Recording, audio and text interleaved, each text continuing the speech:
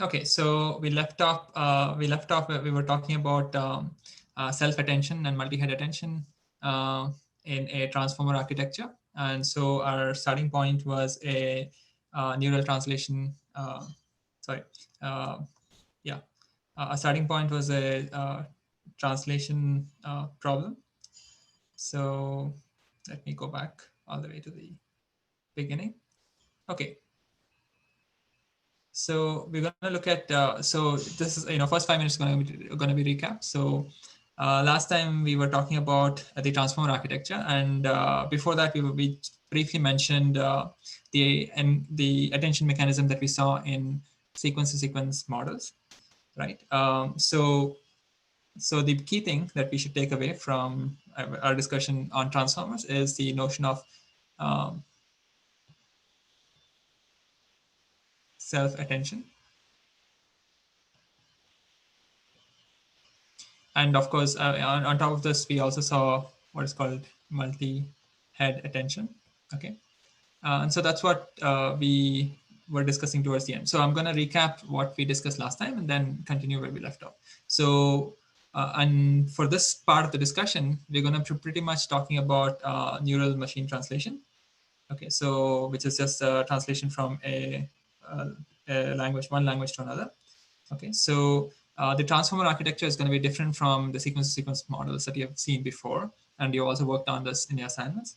So the difference is there are some similarities and there are some differences. The similarities are basically the reuse of some words. So there's going to be a two-step or a two-level sequential processing of data. So there's going to be an encoder part and there's going to be a decoder part. So encoder, is in plural. So there's going to be multiple encoders and multiple decoders, but these are not temporal in nature.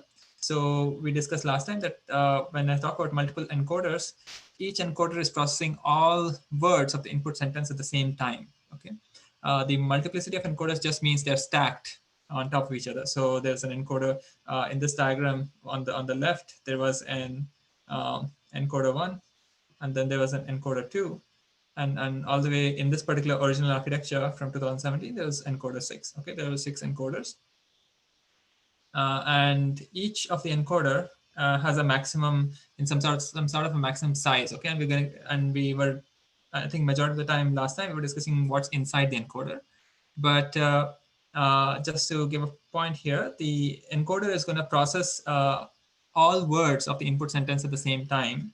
So, if you're going to define a function like an encoder function, it has, the best way to define it, or one of the ways to define it properly, is to just say, assume that, oh, this is maximum length of a sentence that I'm going to process. So maybe the sentence length is, like 20, or some arbitrary choice like 66 or something like that.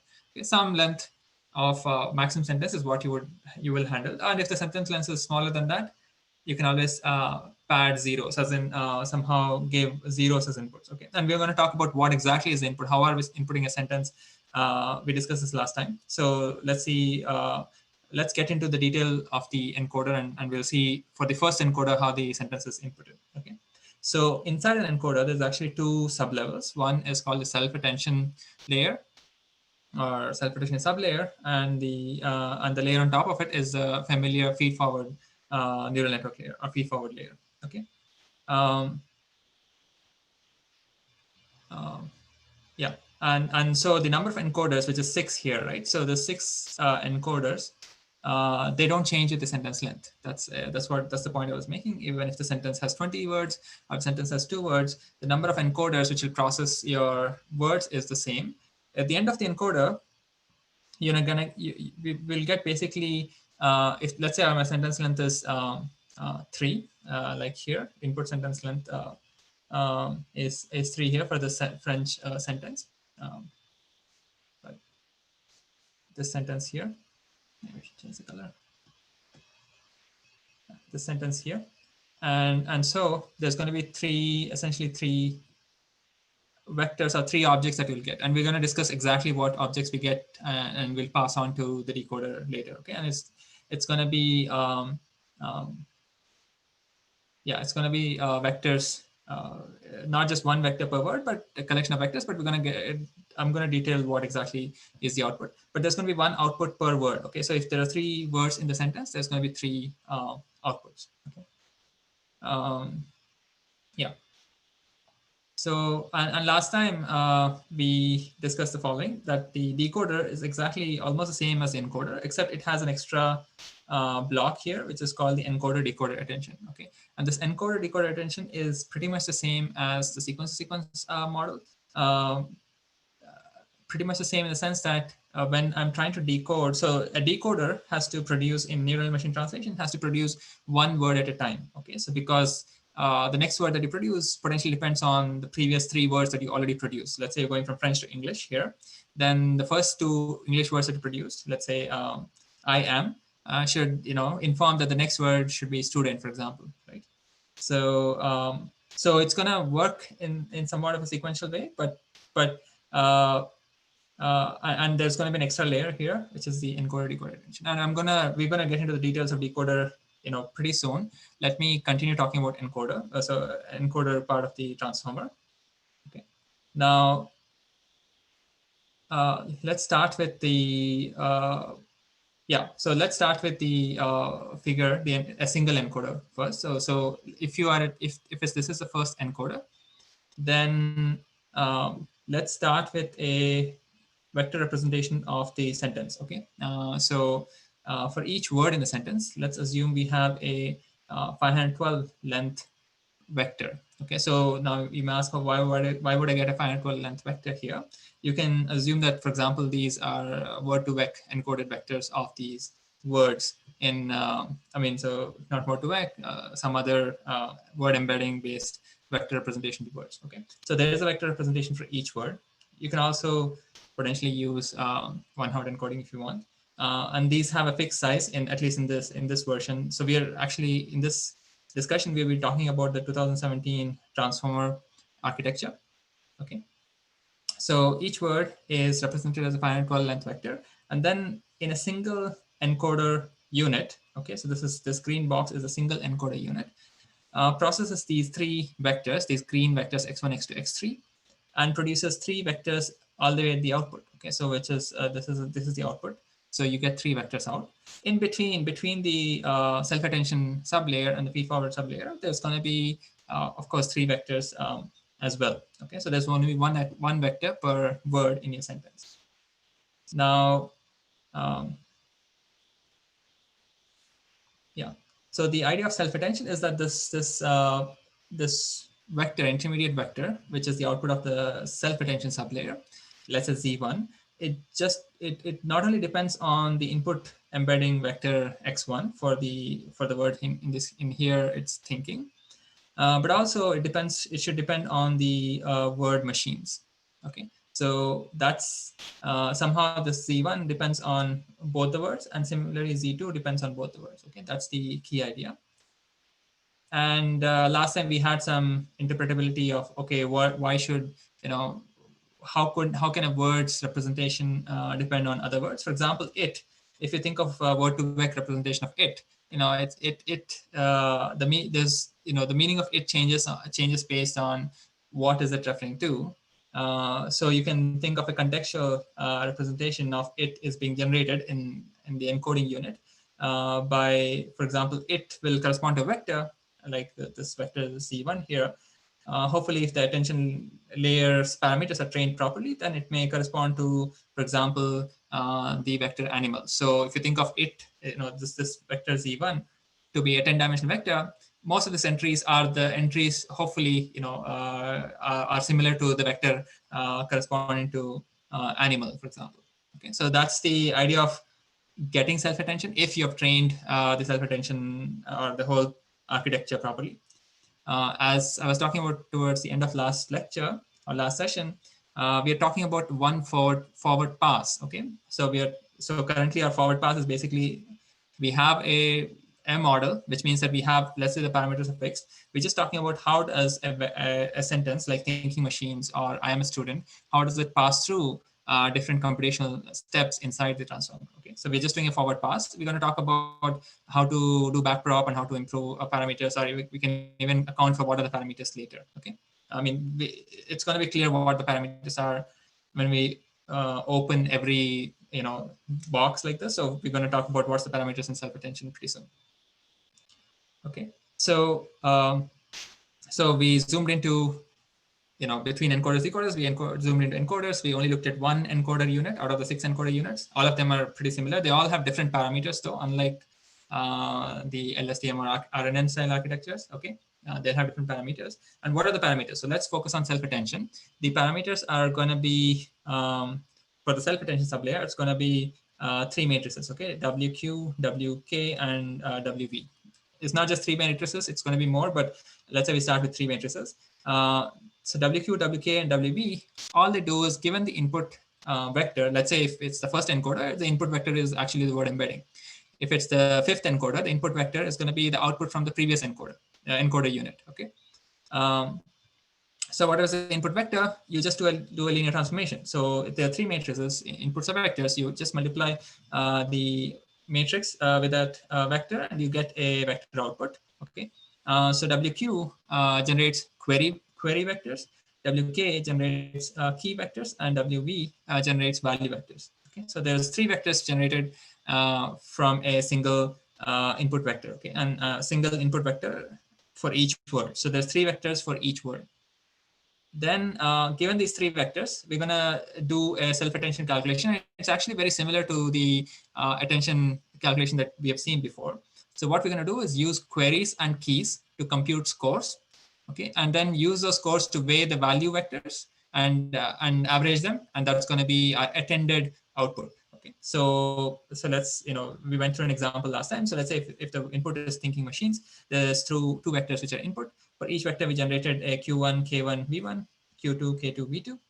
Okay, and given these, we're gonna first pick the query for the first word and multiply it with the key for the first word, multiply it also with the key for the second word. And these are going to give us 2 scores. Okay, so this is score 1 and score 2. Given those 2 scores, we're going to just do a weighted average of the values. Okay, so the score 112 times are actually normalized version of, let's say, normalized version of these 2 numbers, 112 and 96. Okay, normalized just means just ensure that it sums up to 1. I mean, so you can do a softmax operation actually, very similar to what we did before with the sequence-to-sequence attention. So you do 0.88 times V1 and 0.12 times V2, and that's going to be my output vector. Okay, that's going to be my Z1 vector, which is the output of the self-attention sublayer. Okay. Similarly, you can compute Z2 as well. Okay, and for C2, you will have to just use the query vector. Query vector for the second word. Okay. So any questions at this point? This is how you would compute self-attention outputs. And then the rest of the additional, so we're going to discuss a few more additional steps, but those are somewhat standard.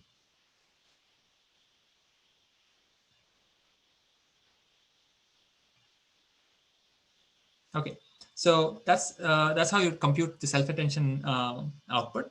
So just and the same, this computation, this several step computation that I discussed here can be compressed into one matrix. I guess a more denser notation here is just you first compute Q matrix, K matrix, and V matrix. Why is it a matrix? Because you can concatenate each, you can concatenate the input vectors as one vector per word. So since there were 2 words in a running example, there's going to be 2 rows. And from that, I get 2 row Q vector, Q matrix, sorry, 2 row K matrix, capital K matrix, and 2 row capital V matrix. Note that this was, so in the original architecture, it's 64 in the number of columns, okay, number of columns is reduced here. This is a choice that they took. And these vectors are actually 512,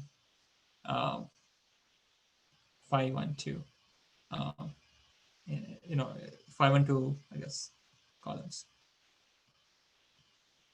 Okay, so there's some dimensional reduction here, going on here. But once you get this Q, K, and V matrices, capital Q, capital K, and capital V, then you can just multiply matrices. So matrices also multiply as long as the inner coordinates match. And so this is the final operation. So this would actually give us the Z matrix. So this will be the number of words, let's say 2 times the number of the dimensionality that you want.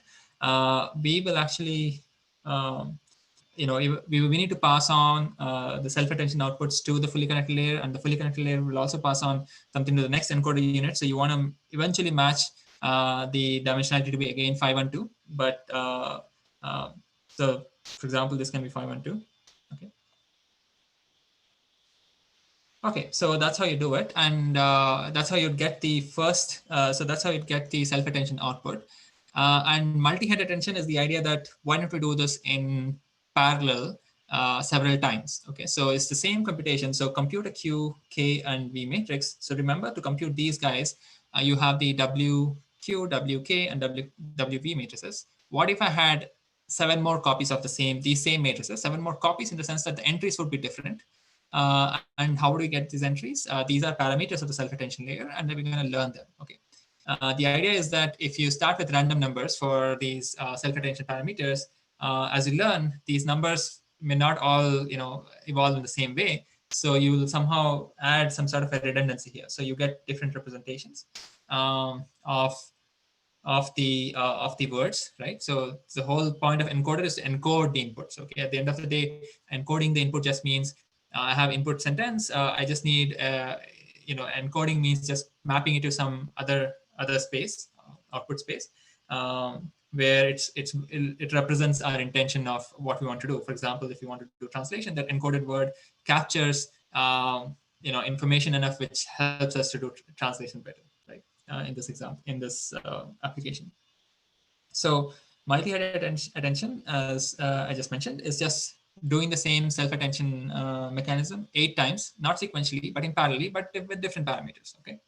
So for example, attention head 0 will have its own Q, K, and B matrices, and similarly, attention head 1 will have its own matrices, and you would get 2 sets of outputs. For example, if you just had 2 attention heads, then you would have one set of output Z's for attention head 0, one set of outputs output Z's for the attention head 1. And similarly, if you do it 6 more times, you'll get 8 outputs. And what are you going to do with these 8 outputs? What they did is, as I said, from one encoder unit to another encoder unit, you need to maintain, they're going to have the dimensions at least the same. Okay. The parameters inside encoder units are going to be different across these six encoder units.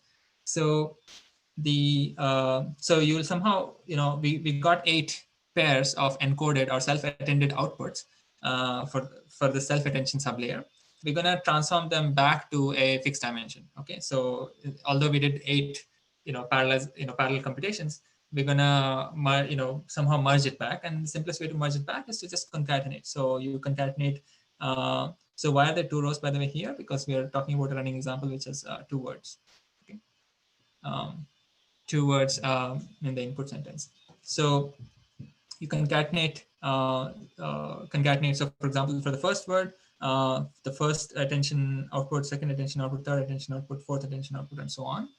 Then once you concatenate, you get a long vector. You multiply it with, again, a linear transformation. So you just do a. So this essentially means you're just doing some sort of a.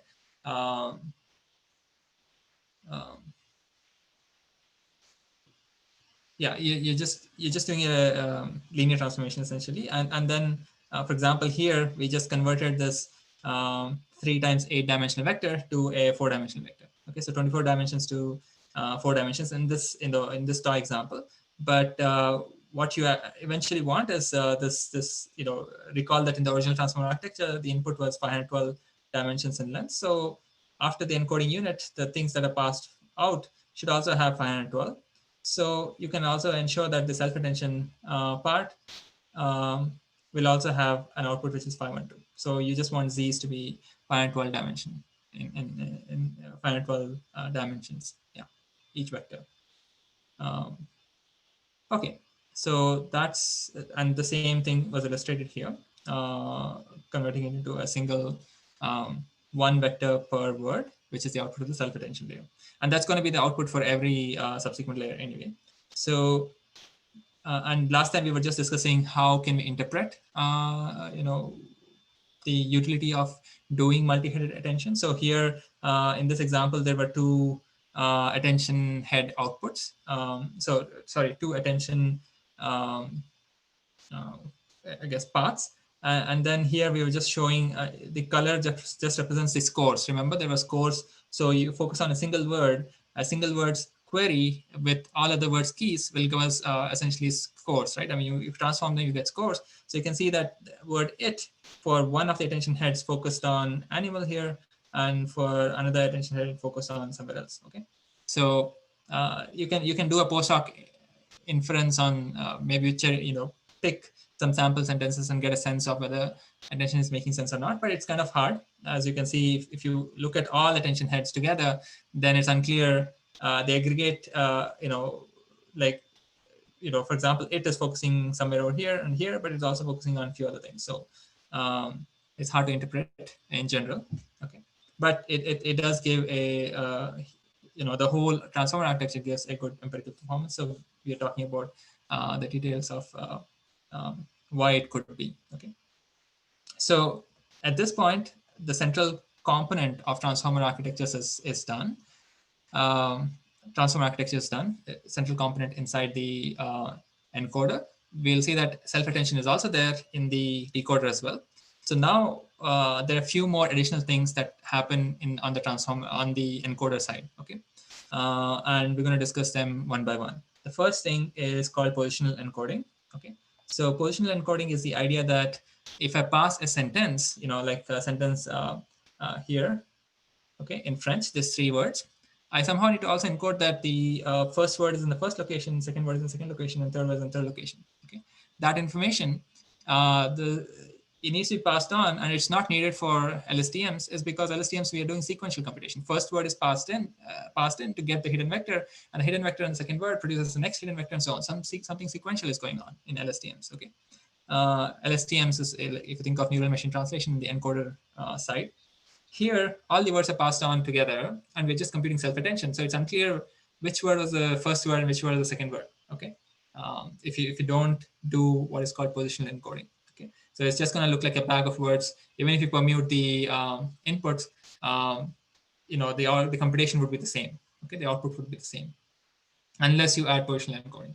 Okay, and what is positional encoding? You just add specific vectors to the input embeddings, input word embeddings, before you do the whole computation on the encoder side. Okay, so positional encoding, all it means is that if you have embeddings of the words, then just add specific vectors. Okay, and these are predetermined vectors. There's some existing vectors that you can pick up, and then you just add them to your input vectors, one per word, and then you just pass it on to encoder 0, 1, 2, 3, and so on. Okay, so that's positional encoding, and there was some information on what does the positional encoding vectors look like. So here is in one example. This is actually a 512 length positional encoding vector. So this is as long as the input vector, recall. And here we're just plotting the intensity of these vectors. Okay, so these vectors, every entry is between -1 +1, and we're just plotting the first, I think, 20 vectors here. Okay, so 20 vectors are being shown here. Okay. So if you had 20 length words, the first row would be the one added to the first word, and the second row here would be added to the second word, and so on.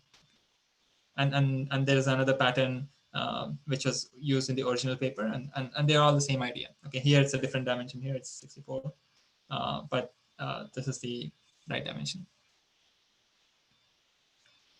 Okay, so that's positional encoding. So and the next idea is the idea of connecting, making residual connections. Okay, so let's recap. So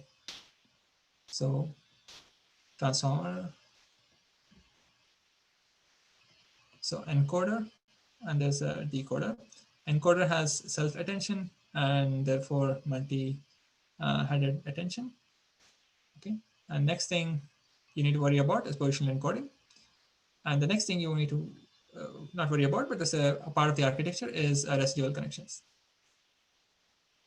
And just as a teaser, another one more thing that we'll look at is called layer normalization. Okay, and I'm going to discuss what it means. It's a very simple idea. So we looked at this, Now we're going to look at residual connection. And residual connection is the same idea that we've seen before for when you look at ResNets. I mean, we have not discussed ResNets in detail, but you've used ResNet for fine-tuning assignment question, right? So what is the idea of residual connection? Is the idea that, let's see, yeah, so let me, yeah. So the idea of residual connection is that, okay, let me draw it so that it's better. So if you look at the encoder, so for let's say single word, so there is the, sorry, not single word, but the whole collection of vectors. Okay, let's say 3 vectors here. What you do is pass it through the self-attention part, and so you've already added positional encoding. Okay, let's assume that at the input, and then you get 3 vectors as the output. You're gonna concatenate, or you're gonna add. Okay, what? Yeah, we're gonna add. Okay, so we're gonna add a third one.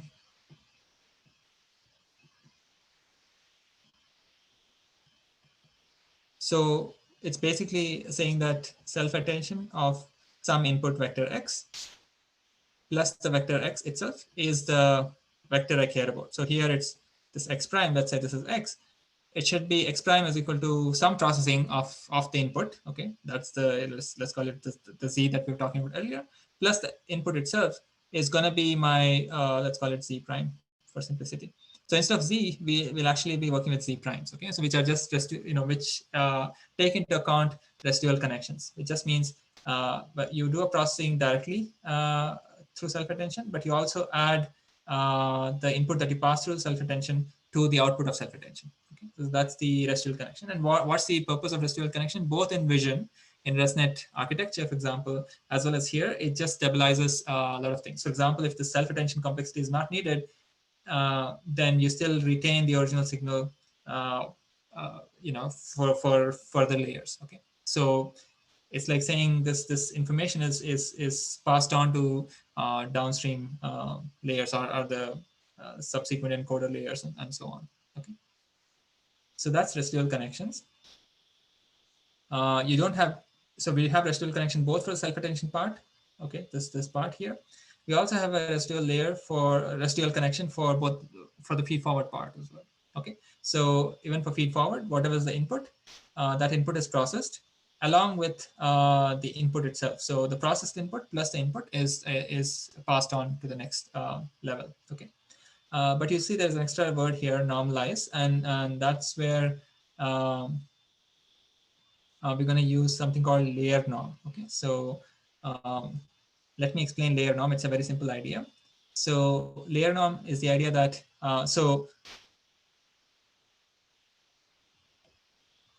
recall at this point we have we already have added z with x. Okay, so as I said, residual connection just means you process, z is a processed version of x plus x itself. Okay, so let's say you added them both, and so for the 2 words you have 2 rows, right? So first word will have some output, second row will have some output. So let's say this is actually this is z prime for the first word, which is actually just self-attention of the first word, which is, this is actually c1 plus first word itself, and z prime of 2 is the self-attention of the second word plus the second word itself. So let's say we have z1 and z2. Okay, so that's z1, that's z2.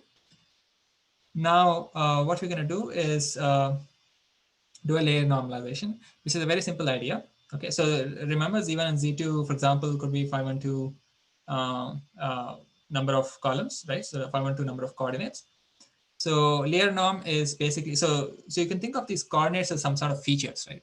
So layer norm is the idea that you're going to do a normalization across features. So just pick Z1, okay, Z1 prime, sorry. Just pick Z1 prime and take the average across coordinates, and also take the standard deviation across coordinates. Okay, let's call average as mu and standard deviation as sigma.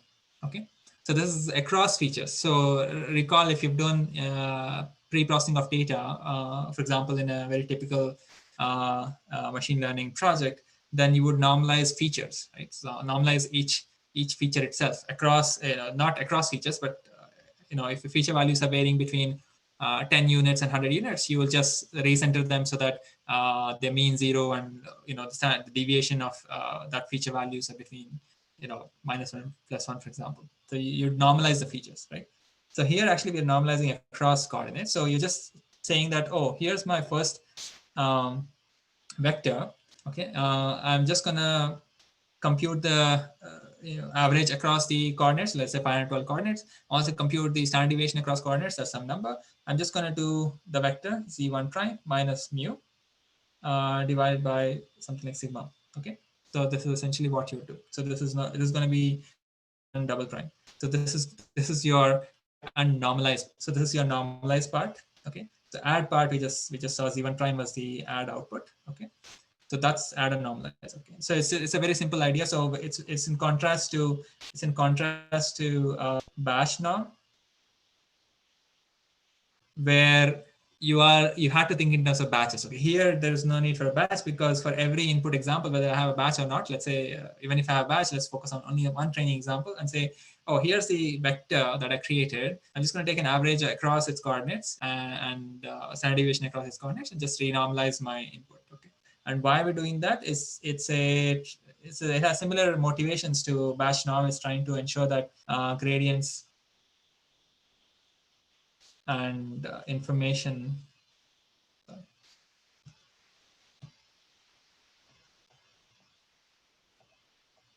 gradients flow properly and they don't explode and things like that, and information flows also flows properly. Okay, so this is I think the idea is from 2016, and the reference is there on the slides, actually somewhere here. um, yeah, actually it's here. So have a look at the paper. It's a very easy paper to read. So have a look at it of what the motivation for doing this normalization is, and they see that instead of doing batch norm, you can do a layer normalization, and they really talk about layer normalization in the context of RNNs, at least in that paper, but it can be used in transformers as well, and you see that we are using it in a transformers encoder block. Okay, so that's the extra component. So that's residual connection. So this is actually a full-blown picture of a two encoders and one decoder representation of how connections are there. So it shows both self-attention, it shows feed-forward part, it shows add and normalize, and it also shows, at least in these dotted lines, how encoder is connected to decoder, but we're going to discuss that pretty soon, okay, in a couple of slides. So any questions about about the encoder part before I talk about the decoder, and how a decoder will have one additional thing, which is the encoder decoder attention. Okay, and also the mechanism of it will not have it's not doing encoding, right? It's trying to produce a new sentence, so it has to produce a sentence sequentially, and we're going to talk about that sequential production of sentences right now. Any questions at this point?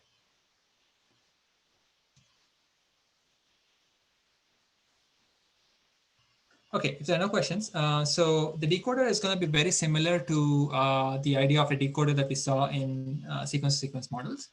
Okay, so in sequence-to-sequence models, there was a single RNN, and the whole decoder, at least the vanilla version, was just getting a hidden vector from the previous decoder, or maybe the whole encoder, and producing the current word, and then that word would fed back the next time for the next RNN unit to work on, right? So the same idea is applied here. So first thing, so I'm going to talk about two things simultaneously. first is how are we going to use encoder's output. So remember, if encoder had 3 words, it basically started with 3 vectors. At the end of the day, you also create 3 vectors, okay? And let's say it's the same dimension as the input, okay? Because these encoders have the same dimensions, but they have different parameters, okay? So it's theta1 or whatever, theta1, theta2, different parameters here, okay? Um, so we produce 3 vectors, okay? It's like from here we got 1 vector, here got 1 vector, here we got 1 vector. Now with these 3 vectors, what we're going to do is again apply a pair of matrices, okay? So a WK and a WV, and it's not just a pair of matrices, we're going to apply multiple such pairs of matrices. So we're going to apply WK1 and WK, sorry, WV,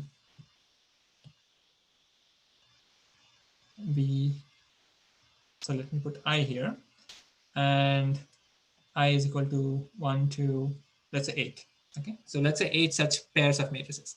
What is this matrix is going to do? Whatever was produced here at the end of encoding, I'm again going to do linear transformation 8 times. Okay, I'm going to do a linear transformation 8 times, and I'm going to get a K matrix and a so I'm going to get 8 such K matrices, 8 such B matrices. And what is this matrix? Each row corresponds to a word. So if I only have 2 words, 2 rows.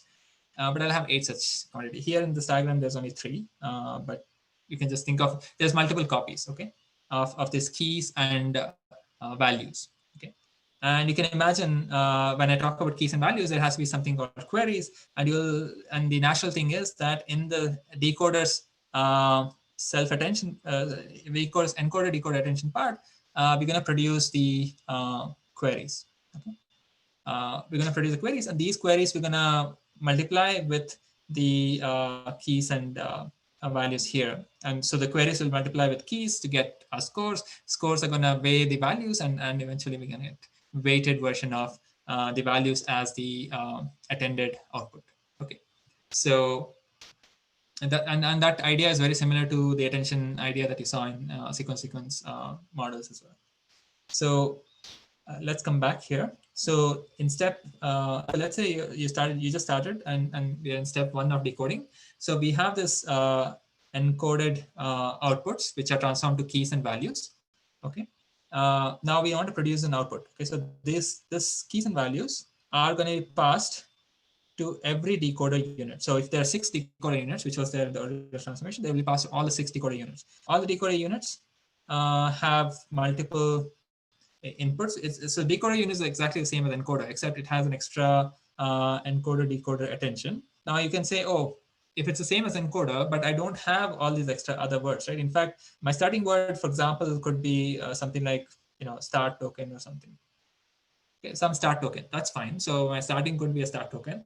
But how am I gonna, how am I gonna produce any other inputs? Okay, so we will not. So when I'm producing the decoded output for the first position, all these other inputs is essentially think of them as not existing. Okay? If they don't exist, then how is the self-attention going to work? How the way it's going to work is that,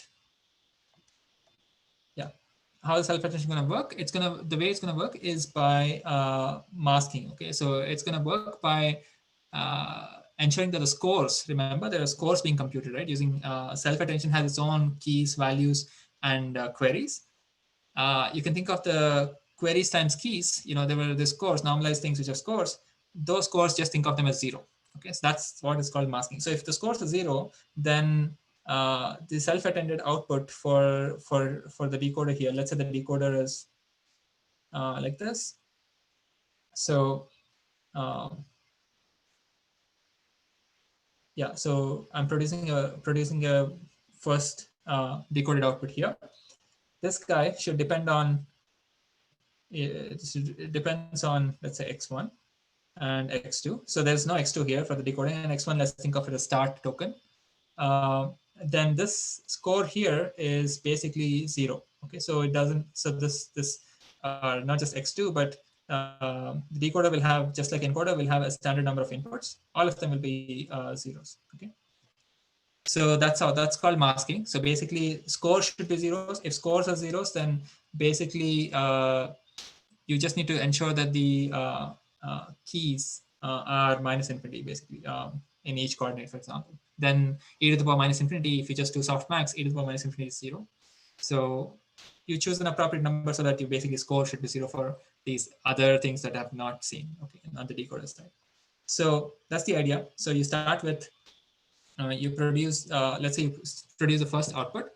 Then the first output is going to be fed back, uh, is fed back as the current input, okay. Now we'll also add positional encoding. So it's the same idea as encoder side. So we'll add positional encoding. And again, keep the scores 0 for, or mask the other outputs, okay. And with that, when we do a processing, we're going to focus on the second output. Hopefully, we're doing a forward pass here, so hopefully the second output is the distribution over vocabulary, and so the second coordinate hopefully is 1. So sorry, the coordinate corresponding to am is the highest, okay, it has the highest probability. And then you'll pass am back next. Okay, so I and am will be now inputs here. So 2 inputs, everything else is, they don't exist. So the scores corresponding to them in self-attention parts will be 0. And recall there's going to be self-attention, let's say with the 2 words, Z1 and Z2. There's also going to be encoder decoder attention. So where Z1 and Z2 will produce, let me call it U1 and U2. But this U1 and U2 going from Z1 and Z2, they will use the K encoder decoder and V encoder decoder. So this matrix and this matrix are used with Z's, okay? So from Z's, you will get queries, and queries with these keys and values will produce my attended outputs, okay? And these attended outputs will then go to the feed forward parts, okay? And this whole thing happens in one decoder unit. And similarly, there are 6 such units. So there's a lot of complicated, I would say not complicated, but it's a lot of computation going on. And nonlinearities and attention going on at many stages of this decoding pipeline. Okay, so yeah, as I said, there's a positional embedding as well, and yeah, and that's it. The sequential, sequentially you produce outputs, and those outputs are fed back into inputs. So let's say student, and then so student will be fed back next time, and hopefully that ends in a end of string character or something like that. Okay. So end of sentence character. So that's the forward pass. Ideally, you want this. Okay. So ideally, you want the parameters, all the parameters of this guy, all the parameters of this guy. That's it. We don't want to do.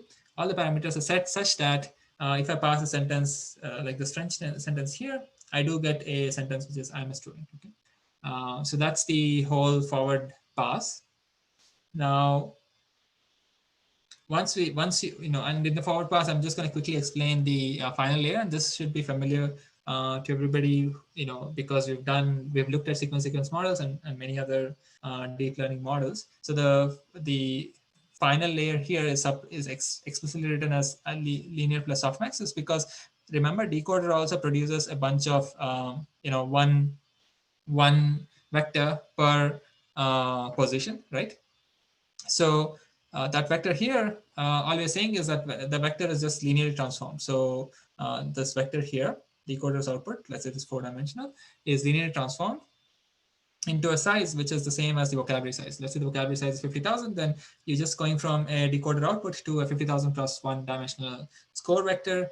And then from, score vector, and then you do a softmax transformation to get the probability vector, right? And then your probability vector, you just match it to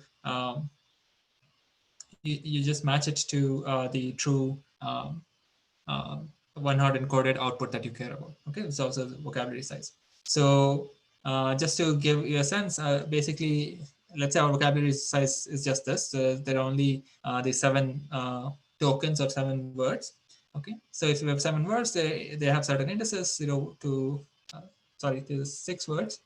There are some 6 indices here, and so we just want to ensure that the index corresponding to the right during training, the index corresponding to the right word has the highest probability. That's all. So that's just cross entropy loss. We have already seen that. Okay, that can be captured with cross entropy loss.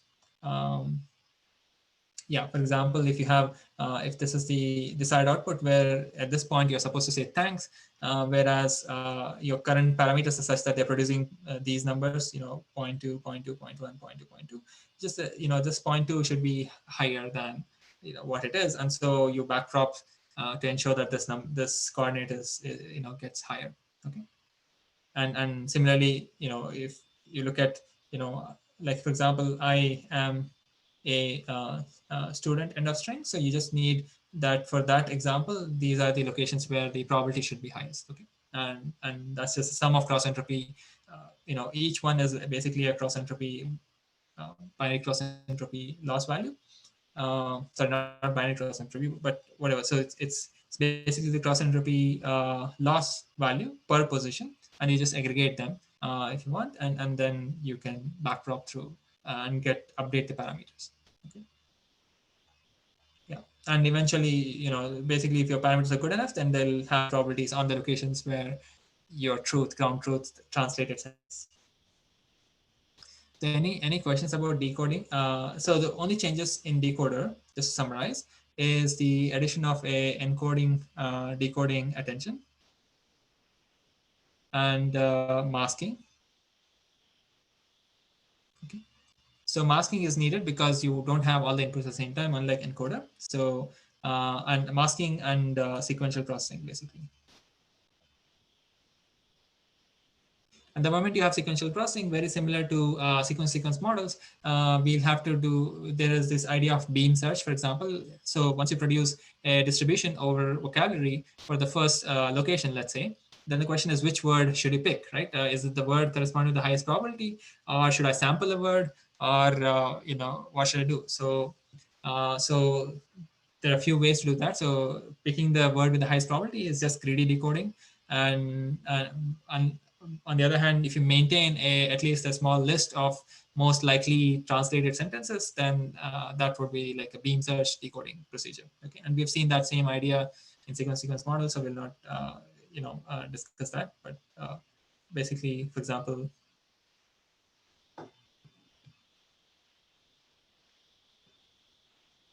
yeah, some slightly intelligent procedure should be used here. So that's decoding for you. So any questions at this part?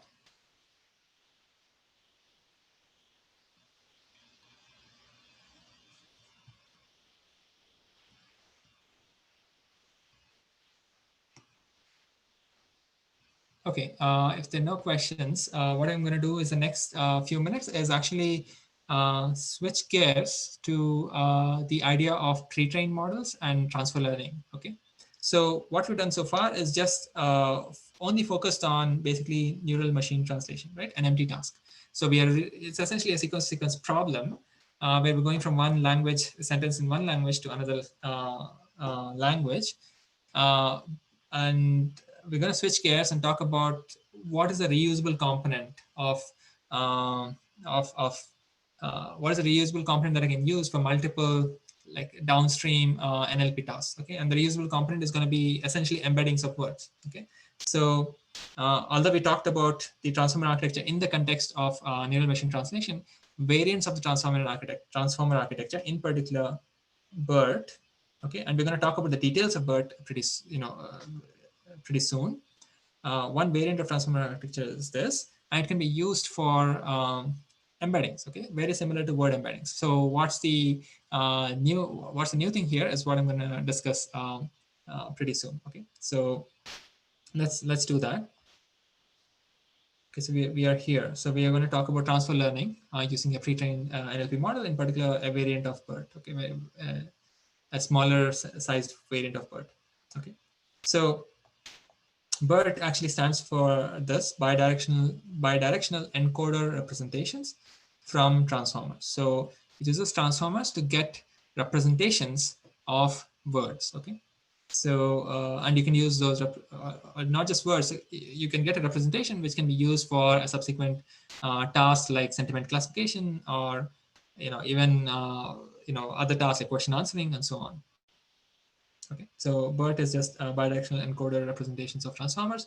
And what is the key idea? The key idea is transfer learning. So you learn on a huge English corpus and get some embeddings. Okay, but embeddings are not gotten by just So the output of so the idea here, which is different from word to vec, is that uh, if we have a vocabulary of, let's say, 50,000 words, it's not that my pre-training is going to give me a 50,000 cross, let's say 300, which is what word to vec would have given us, right? 300 dimensional vector for each word. It's not, so we're not going to just get this, okay? We're not going to get this matrix and forget about, so there's no model here. There's one vector per word.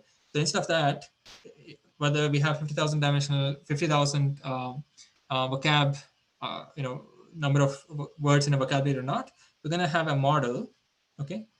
And the model is going to generate embeddings. So let's say the model is being used for sentiment classification. I have a sentence: I like this movie. Okay, so okay, so the model is going to take this whole thing as input and produce embedding. So it could be one vector, or it could be four vectors, whatever it is. Okay, and that's going to be used to say whether it's a positive review or a negative review. Okay, so there is going to be a model. So it's still parameters theta, whereas in word2vec there's really no model, or it's a very transparent model in the sense that there's one vector per word and it's fixed. Okay, so let's come back here. So uh, the idea is going to be very similar to how we use pre-trained models in vision. So just like in vision or for images, we had this ResNet 18, which can work as a feature extractor. We can do the same. We can also use not just use the pre-trained models, not just as feature extractors. We can also do fine tuning. Okay, so what have we seen before? We have seen word2vec in a little bit of detail, and there's other models, Glow, and these are a little bit older from 2013, 14, and there are newer versions, right, of these embeddings. So since 2018, embeddings generated from transformer-based pre-trained models, so have seen have given a big bump in terms of performance for various NLP tasks. Okay, and we look at what we're going to do next is to look at a specific use of such a pre-trained model. Okay, how are we going to use it? Because it's still not clear what the model is and how to use it. So we're going to look at how to use a black box model, and then look into what is BERT and uh, what does it get us beyond what word2vec and Glow get us. Okay, so BERT is really a big improvement in 2018 compared to like the improvements that we had from the word2vec from 2012 to 2013 period. Okay, the improvement is so big that it's also part of many important products. For example, Google Search uses BERT models in a big way. Okay, so we're going to look at a slight variation or a scaled down version of it called DistilBERT, and see how we can use it for a classification task. Okay, a classification task is just a simple, it could be classification task. For example, I could classify tweets, for example, and in this example, we're going to talk about classifying movie reviews. But we'll see how to use a pre-trained model to do this task, either as a fixed feature extractor or via fine tuning. Okay. And so you can look at that reference here about using Google search product. Classification. So here we have a sentence. We just want to say whether it's a positive sentence or a negative sentence about a movie. So this is our training data, right? So let's look at the version where it's the pre-trained model is just a feature extractor. Okay, and then we'll talk about fine tuning. They both are pretty much the same, as you have already seen in transfer learning part for vision for images early on.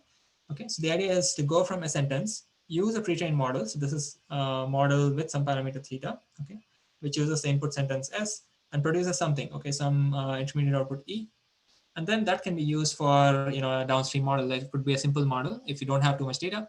Okay, and these parameters you're gonna train by yourself. Okay, so that's how you'd use a pre-trained BERT model. And in particular, for BERT, what you actually do is only look at, so um, you'll only look at the output on the first position.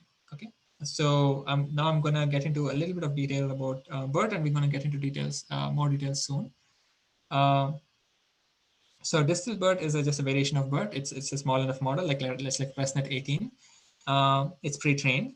So what we want to do is, since it's a transformer based model, you will think of it as a box where I input a sentence. Okay, the sentence may have 16 words. Okay, so it's a 16 inputs, 16 words are inputted. Okay, and the output is going to be having 16 outputs as well. Okay, but what you're going to do is only focus on the first output. Okay, and distilbert or BERT based models, they actually uh, or the smaller size of those that class of models have a length which is 768. Okay, and the 16 word sentence is also preceded with a keyword or a special token called CLS. Okay, stands for, there are a few special tokens in this which were used while training this model anyway, so you can use that token here. So CLS and then the sentence, and then you'll only focus on the first vector output. Okay, and so you'll ignore all these other vector outputs. Each vector is going to be 768 dimensions in length, similar to that 512 dimension in length we were talking about. For transformer, it's just 768 here, and you just use that vector. Okay, so basically for the first sentence, um, so for the first sentence here, you'll get a 768 dimensional vector here. Okay, and then you just use, and now you have a very simple, features, comma, labels pair, and you can just run logic regression here. Okay, so and once you have this transformed sentence embeddings by just using that first output of the distilbert procedure, processing, and then you can just do training test split, and just do the usual machine, usual thing that you do. Okay, um, so let's look at how we can get the embeddings. So a little bit more detail. So you have the sentence, let's say a visually stunning rumination on law. So given this sentence, you first do a tokenization. Okay, so we're really getting into some details about how to use these pre-trained models. So you tokenize the sentence. Okay, and tokenization basically gives you a vector of words. Okay, and these need not be real English words, but you get a tokenized representation. Okay, from tokenized representation, you actually add two extra elements, two extra tokens. One is the CLS token, and the other one is the SCP token. Okay, separator or SCP token. Okay, um, once you get this vector of tokens, then you transform them into token IDs. Okay, and this is a very standard procedure, even with uh, word-to-vec style models as well. So you get the token IDs. Okay, and once you get the token IDs, then you go back. So these token IDs are what's passed into this pre-trained model. Okay, and the pre-trained model is going to produce, using self-attention and all that stuff, and we'll get into the details of how it's generated. Um, and justify all these bidirectionality and all that stuff. But at the end of the day, we get some output. Okay, so there's going to be many outputs, as I said, just like very similar to transformer architecture. You will have as many outputs as there are words in the input side, as many tokens, for example, on the input side. We're only going to focus on the first token. Okay, and the first token happens to be of length 768. Okay, first output vector is going to be of length 768. Every vector is of length 768 anyway, and you're just going to use that, and that 768 length vector is the input for which you already have a label, and you just do a transformation, right? So if it's a large regression model, you know exactly what the transformation here is. So, Okay. Professor, is every word represented by 768, or is it the whole review which is? review as Yeah, well? so here, yeah, that's a Yeah. great question. The question is about whether every word is represented by a 768 dimensional vector, or is the whole review, the whole sentence is getting embedded into a single 768 dimensional vector. So it's actually the latter here. So this is a pre-trained model. So whatever parameters it has, okay. Given this whole sentence, whether it has 10 words, or whether it has 50 words, okay, with give this additional tokens and pass it through digital BERT, or any BERT model actually, and it will produce a lot of vectors. Okay, it will produce one vector per output, but you don't care about those outputs. What you'll do is just pick the first positions vector only. Sorry. Um, yeah. What happened here? Yeah. You just focus on the first vector output only. Okay. So you can think of, in other words, to just summarize, you can think of this first output. Sorry. Yeah, this first output here as a sentence embedding, whatever be the sentence, whether the sentence has 3 words versus the sentence has 50 words, or if it has multiple sentences as well, all that is condensed into a single sentence embedding essentially, which is this. Okay. Now you may say, how am I getting sentence embedding? First of all, this thing is trained on some other task. Okay, the distill BERT is, or a BERT, this pre-trained model is doing some other task, right? Like just like think of ImageNet, right? So ResNet 50 or ResNet 18 were trained on ImageNet data, right? They were doing some tasks, which is a 1,000+ classification. You just reuse it for a 2-class classification problem. But there was no such complication as what we're doing here. Here, similarly, distill BERT or BERT was doing some other task, okay? But you wanted to reuse them, and when reusing them, it just happens that you're supposed to use the first output only, okay? Um, and that's the recommendation. Why is that? Because you will see that once you open it, first output also captures everything about the whole sentence. Okay, just like, because you can imagine, because of self-retention, all coordinates are somehow informing this output anyway. Okay. Okay. Okay. Yeah, it's clear. Yeah. So yeah, and once you get those vectors, once you get these intermediate vectors for every sentence, then you can ignore this whole part. That's feature extraction, just like ImageNet. You have one feature vector per training example, and you can just do training here. Okay. So here's a very quick view at the code base. Many of these imports are standard, right? So let's look at the import, which is which is from the transformers package. I think this is maintained by I think Hugging Face. I think that's the name of the company actually, which has an inference engine. But anyway, so Transformers is the package from which you can get the pre-trained models. Okay, so what do you do with Transformers? You can just to just give a shortcut, or rename the package anyway when importing, and then you can just get the model, the tokenizer, and to just describe what model it is, pre-trained weights. Okay, so actually pre-trained weights is not, it's just a string, as you can see here. It's a, you get the model, you get the tokenizer corresponding to that model, and you want to say which model it is. Okay, because there's some variations on casing and stuff like that. Once you create these three, then you create a tokenizer object from the tokenizer class. You create a specific instance of a model, and you pass on exactly which model you want. Okay, and that will give you actually the pre-trained model. Once you have the pre-trained model, you just have to do 2 things. One is tokenize your input. So if you have this movie data, let's say you read it as a data frame. So it's a data frame with two two columns, right? The first column has the string itself, the review, and the second column is basically the label, positive sentiment or negative sentiment. You just have to pass each row into the tokenizer, and then into the model. Okay, that's it. There's two step process. Um, and so you can see how to do that. So data frame bracket 0 is basically giving you the first column here, and you're applying a anonymous function here, which is, I think many of you have seen this. So this is how you would encode it. So you do tokenizer.encode of the input, and add special tokens is exactly doing that, adding the clear, classification token. Okay, it's a special token.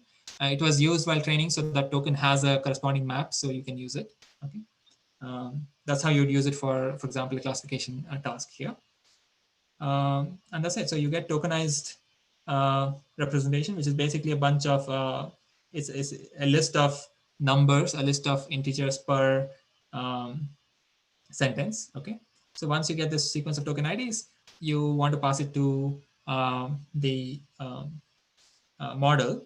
But the sequence of token IDs, remember, different sentences have different lengths. So the maximum sentence length, I think, is 66 here um, in this pre-trained model. So remember, the maximum sentence length is kind of pre-specified. So any sentence beyond length 66, you cannot, you have to drop part of it or chop it off or something like that. Okay. But if you have sentences which are of much shorter length, you're going to do zero padding, which basically just adds. And you've seen zero padding even in when you do batch processing. When you're creating mini batches in RNN based training, you'll have to do zero padding as well. Okay. So you add zeros, and that's it. So that's basically a 66 number of columns. And let's say you have 2000 training examples here. So that's your tokenized intermediate input, and that's what you're going to pass it to do a model dot forward operation, right? A model is just going to be, this is all in PyTorch actually. So you can just do a model dot forward, right, operation. So So Professor, is each word here kind of hash indexed, as in each word will have its own ID? Uh, yes, it's basically like an index for a word, essentially. okay, Yeah. If you have let's say, a vocabulary of 50,000, then there's going to be 50,000 such numbers, basically. okay, Yeah. So it's just trying to align, so the BERT was trained, or the pre-trained model has its own mapping, right? Like word to index mapping. You just want to reuse those in word to index mapping. That's what the tokenizer is doing. It's creating the tokens and then mapping the tokens back to the indices that are actually aligned with what was used okay, for BERT itself. Yeah. right, okay, Um, Okay, once you have the uh, padded version, let's call it, you had the uh, tokenized, and from here you got, let's call it padded, is equal to, padded version of tokenized. And then once you have the padded version, then you just, it's a matrix basically, make it as a tensor, and then pass it on to the model. Okay, so model bracket input is going to give you the output. Okay, so now we're going to just in a couple of minutes just try to understand what the output, how to pass the output, because remember, we only wanted to get the 768 dimensional vector corresponding to the first position, right? So let's look at that. Basically, the output, let's call it last hidden states. In particular, let's look at the zeroth index. Okay, it's basically it has other indices, but what we care about is the zeroth index. So it just happens to be a tensor. Remember, we sent in a 2000 dimensional, 2000 rows and 66 uh, columns, 66 tokens, right, in each sequence. And we get a 768 dimensional output per location, per token, right? So we get this three-dimensional tensor, and we just want to pick the one corresponding to the first token. So let's say this is the first token. We only want to get this first 768 dimensional vector. Okay, we don't care about the next one. We don't care about the next one. We don't care about the next one, all the way to whatever 68, 66 such 768 dimensional vectors. Okay, for the first example. Similarly, for the second example, we only care about the last example. We only care about the first slice. Okay, first 768 dimensional output, and that is again achieved very in a straightforward way. You just have to yeah. So just to zero in, let's say for this first example, which is a at most 66 dimensional token sequence of tokens, you will get a collection of, you'll basically get a matrix, right? So the matrix has basically 66, 1 to 66 rows, and 768 columns. Okay, if you think of these as columns and these as rows. Okay, and you just have to pick the first row, okay, out of the 66 rows, and you need to pick such first rows for every of your examples.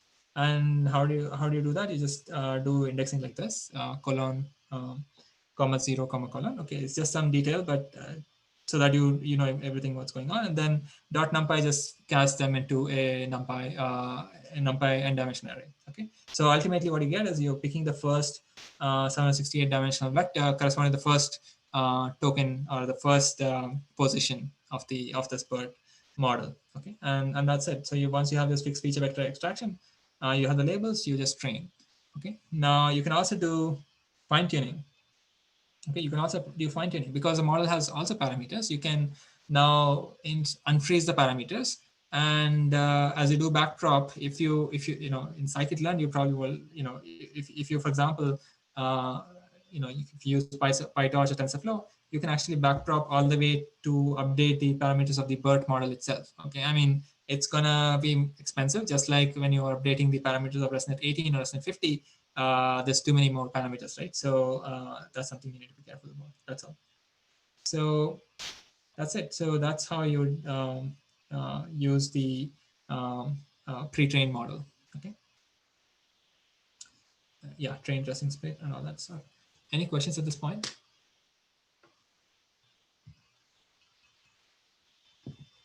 Okay, so what we're going to do next is go into the details of the BERT model in a little bit. It's not as detailed, so we're not going to go as detailed as we went into the transformer architecture, because transformer architecture has complications. You know, it has a few new ideas, but at the same time, it's clean enough. So what we're going to do is look at next. What we're going to do is look at BERT and some related architectures, just to motivate what is BERT doing and how is it related to the previous neural machine translation related transformer architecture that we discussed, right? So there's a gap between the NMT architecture we discussed, where there was transformer decoder, encoder, and all that, to how to have a transformer-based model which can be used as a pre-trained model.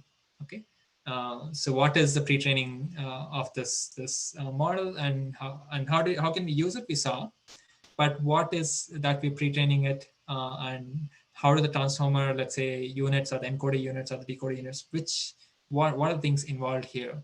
Okay, so that's what we're going to get into the details of. So let's take a 10-minute break and resume it for 57.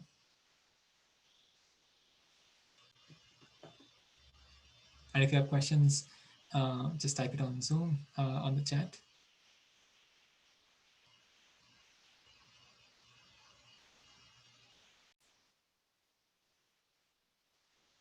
Okay, so welcome back. What I'll do is quickly switch the screen share to a quick demo.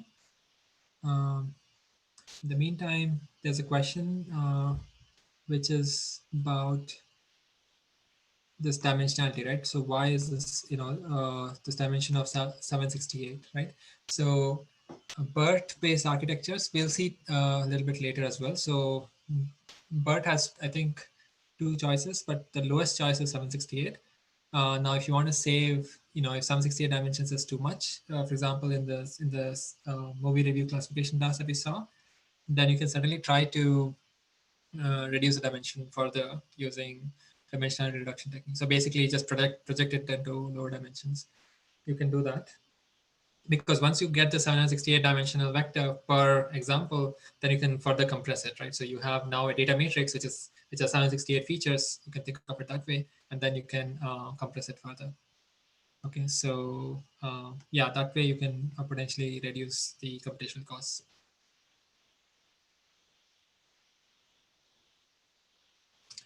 Okay. Yeah, so I was just showing you, I wanted to show you quickly um, two things. So there's this BERT-based uncase, for example. Instead of BERT-based, we can choose something else. But anyway, this is the transformers um, package related, website by this company here. So you can see how many downloads, 6 million downloads in the past month. But let's say you click on one of the models, BERT-based case is one of the models. So it just shows you, a tiny example that they are providing, as an inference, as a service as well, where you can compute, for example, the goal of life is a dash, and it'll fill in the blanks. Okay, and you can change the examples and so on. So you can change the sentence here and try a few, some other object, objectives if you want.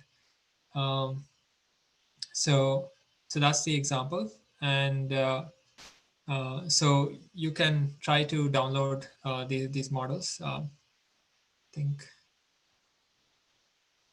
there are a lot of models here, but let me, yeah, as you can see, there's been so many models. Even GPT-2 is there. Some of these models are large, and Distelbert cased and uncased. Uncased is, I guess, the second, third one here, things like that. So there's a lot of models, so you can try out whichever model based on like your computational concerns, or uh, whether the pre-trained model is related to your domain or not, for example, right? So if you're doing Twitter-based sentiment classification, maybe the general BERT model is not the best. Maybe there's another model that somebody else has um, um, trained on, which could be a better pre-trained model if you're working with, let's say, Twitter data, right? So you need to just take those decisions appropriately.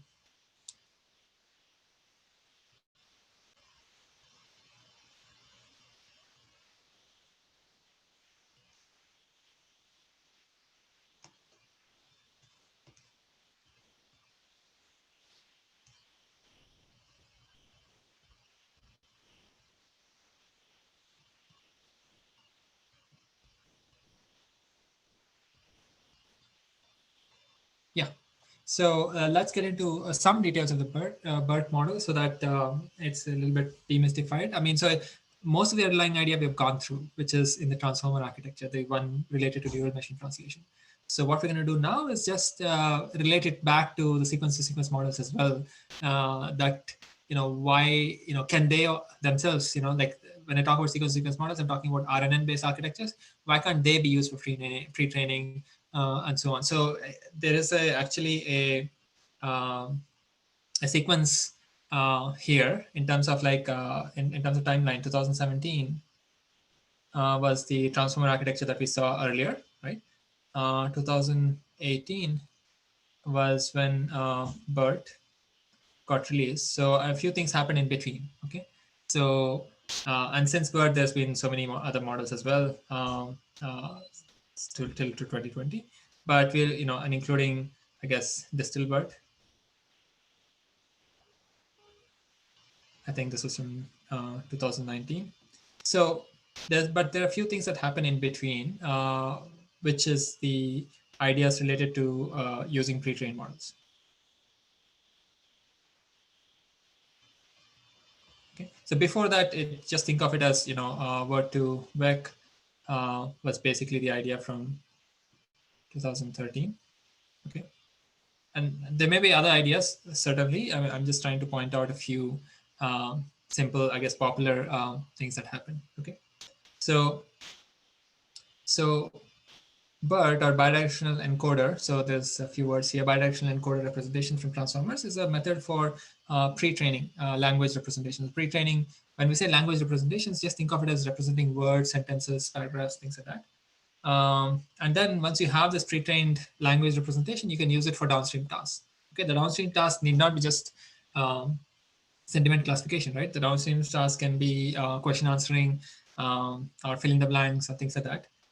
Okay, as well as other things like POS tagging and so on. So many NLP tasks can use better and better, pre-trained representation of language. Okay, English language or any other language. So there are many models out there for um, which are all related to this pre-trained language representations. I mean, the transformer is what we saw earlier. From there, uh, you know, we jumped into how to use BERT as which was based on the transformer idea, but we haven't gone into the details of what is inside. So we'll get into there. And on the way, we're going to just quickly talk about, for example, ELMo, which is about LSTMs and using LSTM-based models for as pre-trained models, and then talk about OpenAI Transformer, which was a precursor to like you can go from here to here to here. Okay, so which was a precursor to BERT. And since BERT, you might have heard of, or in parallel to BERT, you might have heard of GPT-2 and GPT-3. So there are also models which are related to pre-trained language representations. Okay. So actually here's a plot. So this is, I guess, starts from 2018. So you can see there's a bunch of models on the x-axis as a function of time, and how big the models are. So actually y-axis is the um, number of parameters in millions. Okay, so this is, I guess this is, I guess 7.5 or 8 billion. Okay, so this is 2019 when BERT was released, and you can see that BERT dot is actually very close to 0, so it's a much less number of parameters. Actually, from here to here, this is not that small of a gap. It's actually GPT-3 has 175 billion parameters. Okay, so you can't, actually the pre-trained model is not available. It's available through an API based service. But these are all the models. So you can see, for example, GPT-2 here. You can see BERT large here. So BERT and BERT large are basically the same idea. And so you will also see, I guess, BERT small or BERT base is not written here, but it will be, we were going to discuss those. So basically, we're going to discuss this one. Okay. So this is a revolution. I mean, so currently, I think what's, I guess, very popular in popular media these days is GPT-3. But this is the bunch of contributions that a lot of different researchers and institutions have made. So here's the performance of BERT on a downstream task. Okay, that's the downstream task is called Squad. Okay, Squad is the is a data set, a Stanford question answering data set, where the problem, the NLP problem, is basically questions posed by, it's crowd workers. So basically, these questions are crowdsourced. Uh, Given an article, given the question, crowdsourced question, there's going to be a segment of text in the article, or basically a span, um, which is the answer to the question.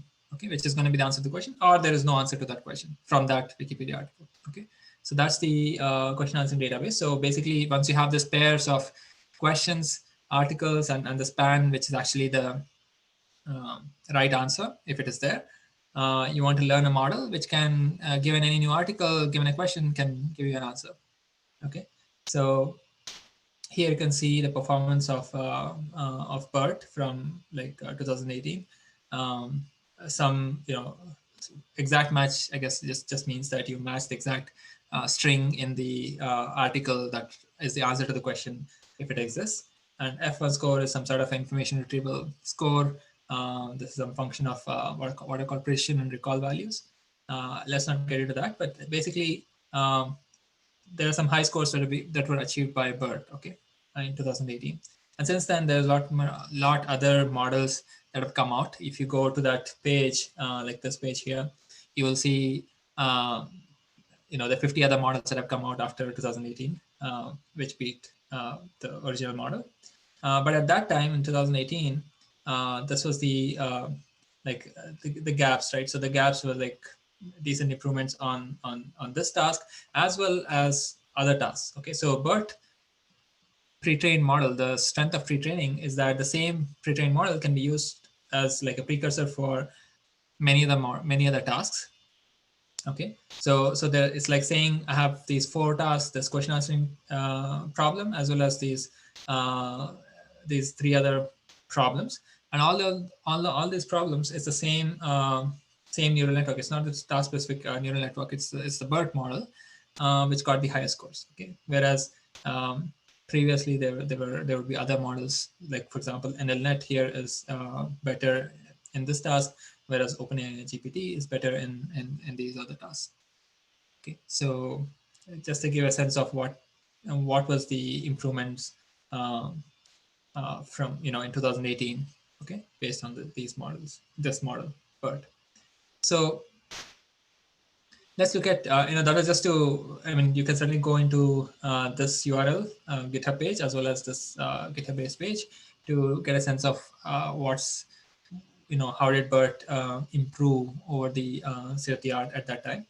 Um, so what is BERT? BERT is basically a general purpose language understanding model. Okay, so these models are just trying to get a better meta representation of the language, let's say English here, uh, by training on a large text corpus. So what is meant by representation of language? It's a model, right? A model you can just think of a function, so that you train on Wikipedia, you should get a function. You can use a function in downstream task. How can you use that function? We saw an example where the function was used to, given a sentence, produce a fixed length encoding, the 768 dimensional vector, and hope that that 768 dimensional vector captures all language patterns, language represents the language really well, so that that sentence, if you want to classify it as a positive sentiment, you can do that. Okay, so that you don't have to do a task specific coding of the sentence's words to say that, oh, if there's a not present, then it should be a negative sentiment. If there's a like present, it's a positive sentiment, and so on. So instead of you task specifically figuring out how is that language understandable to make that classification that the sentiment is positive or negative, you have this pre-trained or language understanding model which can help that for you, help you do that. Okay. Um, so BERT outperformed many previous methods. First of all, because you do an unsupervised training. So basically, you train on Wikipedia, right? And also there is this other aspect which is this bidirectionality. Okay, and this bidirectionality is something that was new to, at least as a pre-trained model. Okay, for pre-trained modeling in NLP. So we have seen bidirectional LSTMs when we're talking about some, I guess, architectures for LSTMs. We talked about stacking LSTMs on top of each other, or doing a forward pass or a reverse pass, and so on. We might have discussed this very briefly. Um, but there's bidirectionality which was brought in. So there's two things: unsupervised training and bidirectionality in the architecture. Okay. Um, so what is the big delta here is that these uh, pre-trained representations, okay, can be, so let's do a classification, right? So pre-trained representations, that's what we're looking for, and there can be two types. One is context-free, and the other one is contextual. And so let's say pre-trained representations. There's going to be context-free or contextual.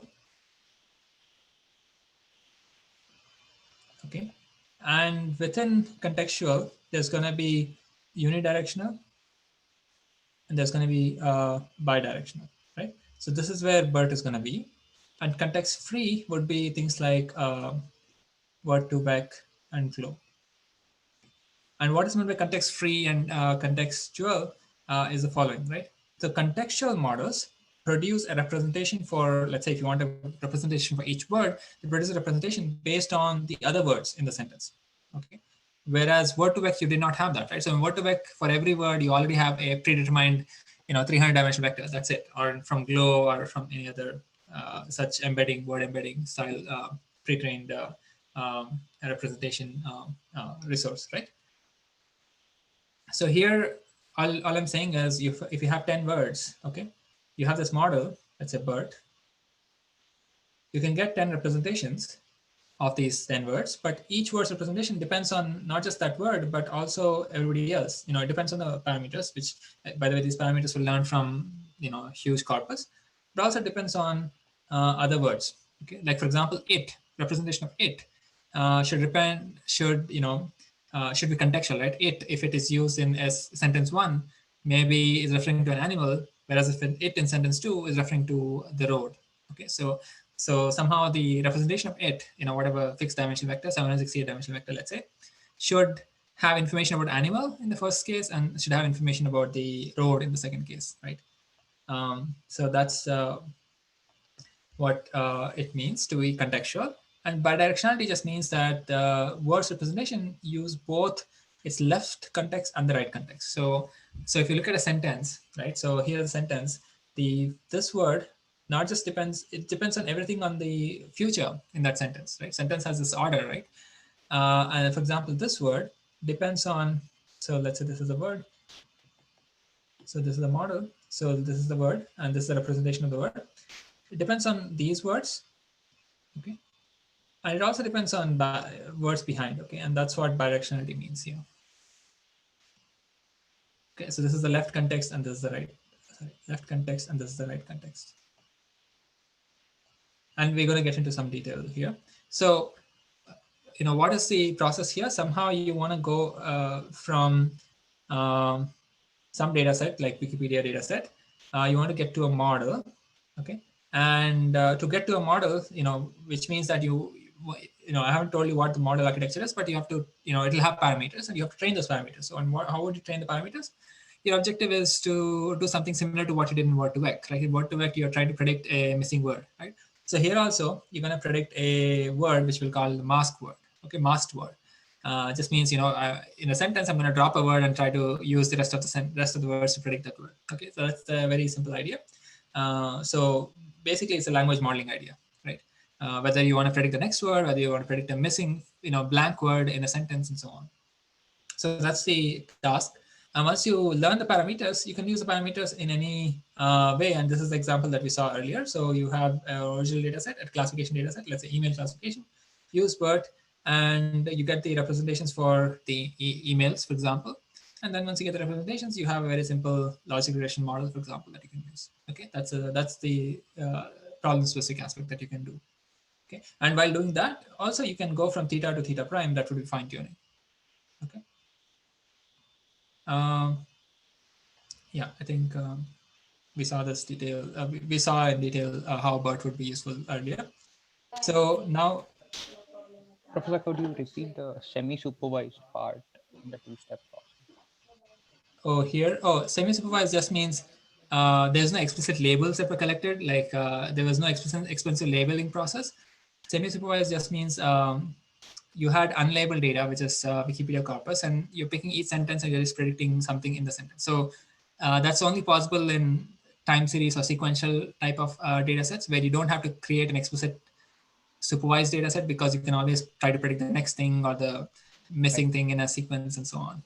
Yeah, but it's very loosely used here. Okay. Semi-supervised also means other things, like when you have labeled data and unlabeled data, and you can use both of them to train your model. Mhm. Okay. Okay. Got it. Um, yeah. So this is just what we just saw like 5 minutes ago, 10 minutes ago. So now let's look at BERT. Okay. So there are two pre-trained versions of BERT. It's called BERT base and BERT large, and this is the thing from I guess 2018 October, and and yeah, the difference between them is very small, very, it's a similar to ResNet 18 versus ResNet 50, right? Or VGG 16 versus VGG 19. It's just more parameters, more layers. Okay, and you can see here itself, I'm showing you what the difference is. Like, so I'm already slightly opening what's inside. Inside, there's going to be a bunch of encoder units. Okay, and these encoder units are exactly basically the same as what you would see in the transformer architecture that we saw a few minutes ago. Okay, so in one case there's 12 units, and in another case there's 24 units. Okay, um, so 12 versus 24 encoder units. Remember, in the transformer architecture there were 6 encoder units, and the feed forward layers have 768. So here it's 768. Basically each intermediate vector, and eventually the encoder output is a 768 dimensional vector in BERT base, and here it's 1024. Okay, so it's even bigger. So I mean, so if you're not able to handle 768 dimensions, you can try to reduce dimensions later once you do this feature extraction, for example, in the feature extraction mode. Okay, and there's also change in the number of attention heads. So attention heads are now 12 and 16, okay, instead of 8 units, eight attention heads in the 2017 model, okay, then the NMT model. Okay. So that's the specifications. But for both models, the idea is there's also what is the maximum number of words or I guess tokens that you can process. It's actually 512. Okay. It's a lot of numbers, right? Previously, we were talking about 66, I think, in the um, distal BERT example. Or in the transformer, I think we were talking about 20 or something. So it's a lot. So you can pretty much fit a huge paragraph here with 500 words. So it's a lot of words. Okay. So as here we've already seen what could be inside. It's basically encoders, transformer encoders. But the question is, how did we get to that, and how are we actually going to use it? Okay, with just encoders, it's unclear how you would even train this model for language modeling. I already gave you a hint that the language modeling task would be some sort of a predict the missing word type of a task. So we will see how that's done. So um, here's a example, right? So for example, um, um, yeah, this is just example of um, a sentence with an additional token CLS. Okay, um, you can give this token. You will give this token when you're using BERT for the classification task that we saw earlier. Um, but basically, it's also a token that should be that is used while training. Okay, while training the BERT model itself. Um, okay, so far it's just the same as transformer. So from this figure, right? We'll talk about how to get the parameters. There's a bunch of parameters, theta 1, theta 2, theta 3, and so on. We'll talk about how to get those parameters and how do we get these contextual embeddings of words. Okay, if we don't care about the classification only thing, but we care about for every position we care about the representation of the word, for example. It's going to be contextual representation of the words.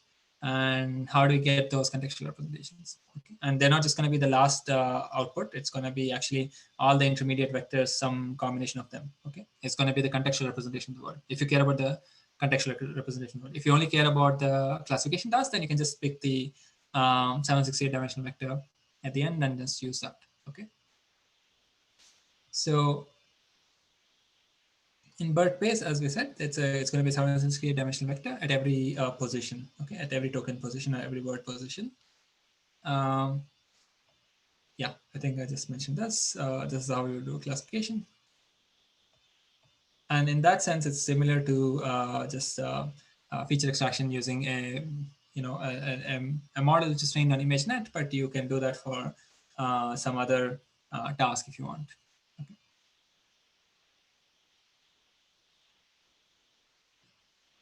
Yeah. Okay. So now what we're going to do in the next few slides is try to reason.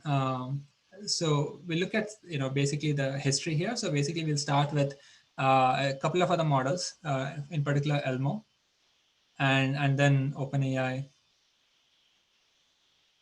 transformer.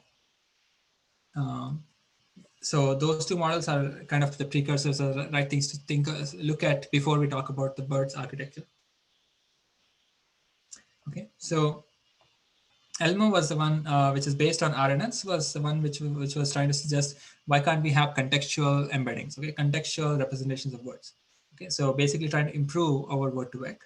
And so yeah, it proposes contextual word embeddings and how to create them using RNNs. And the idea is as follows, right? So basically, what you do is you look at the entire sentence before embedding each word in the sentence. Okay, so we're not going to look at the training of ELMo, but we'll look at how contextual embeddings can be generated. We're going to look at the training of BERT later. Okay, so let's not worry about the training of ELMo and OpenAI transformer. Okay, um, so let's say these are the words. Let's stick to improvisation in the skit. And so you want to say, let's, because it's appearing with these words here, should have a specific representation. And if it was let's eat in some other sentence, that let's should have a different embedding. Okay. Um, so how do you do that? So the the way you get the embeddings in ELMo, not as when you're trying to use it as a pre-trained model, but when you're trying to do a language modeling, this is how you would do it. So for example, let's stick to, and then we're going to try to um, predict the next word basically. And predict the next word, you want to do a cross entropy loss basically, where you're trying to say, okay, the next word should be improvisation. So you basically have a corpus of sentences and you're trying to predict the next word, and that's how you would get that's how you get parameters of the RNN blocks. Okay, so actually the ELMo has two layers of LSTM. So basically, if you have a sentence of let's say length 4, then you would kind of use the RNN unit, 3 times, for example, to have this training, this particular training instance. So when you do this, LSTMs will have their own intermediate outputs, right? The hidden vectors, which are passed to the next LSTM units, maybe one at the top, maybe one towards the right. Okay, so um, let's say we are doing this language modeling task. Which, when you say language modeling, we are just talking about predicting the next word or filling the blanks. Okay, basically. So let's say we're predicting the next word, as is shown here. Uh, Predicting the next words. If it's incorrect prediction, do the weight update the parameters of the LSTM. Okay, that's essentially what we do. Update the embeddings also if you want. So when you do that, you get these intermediate um, outputs, right? For this word improvisation, for example, right? So you can, okay, not improvisation. Okay, this was for improvisation, this example here. But let's say um, we, um,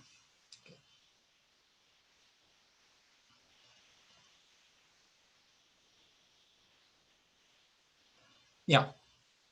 So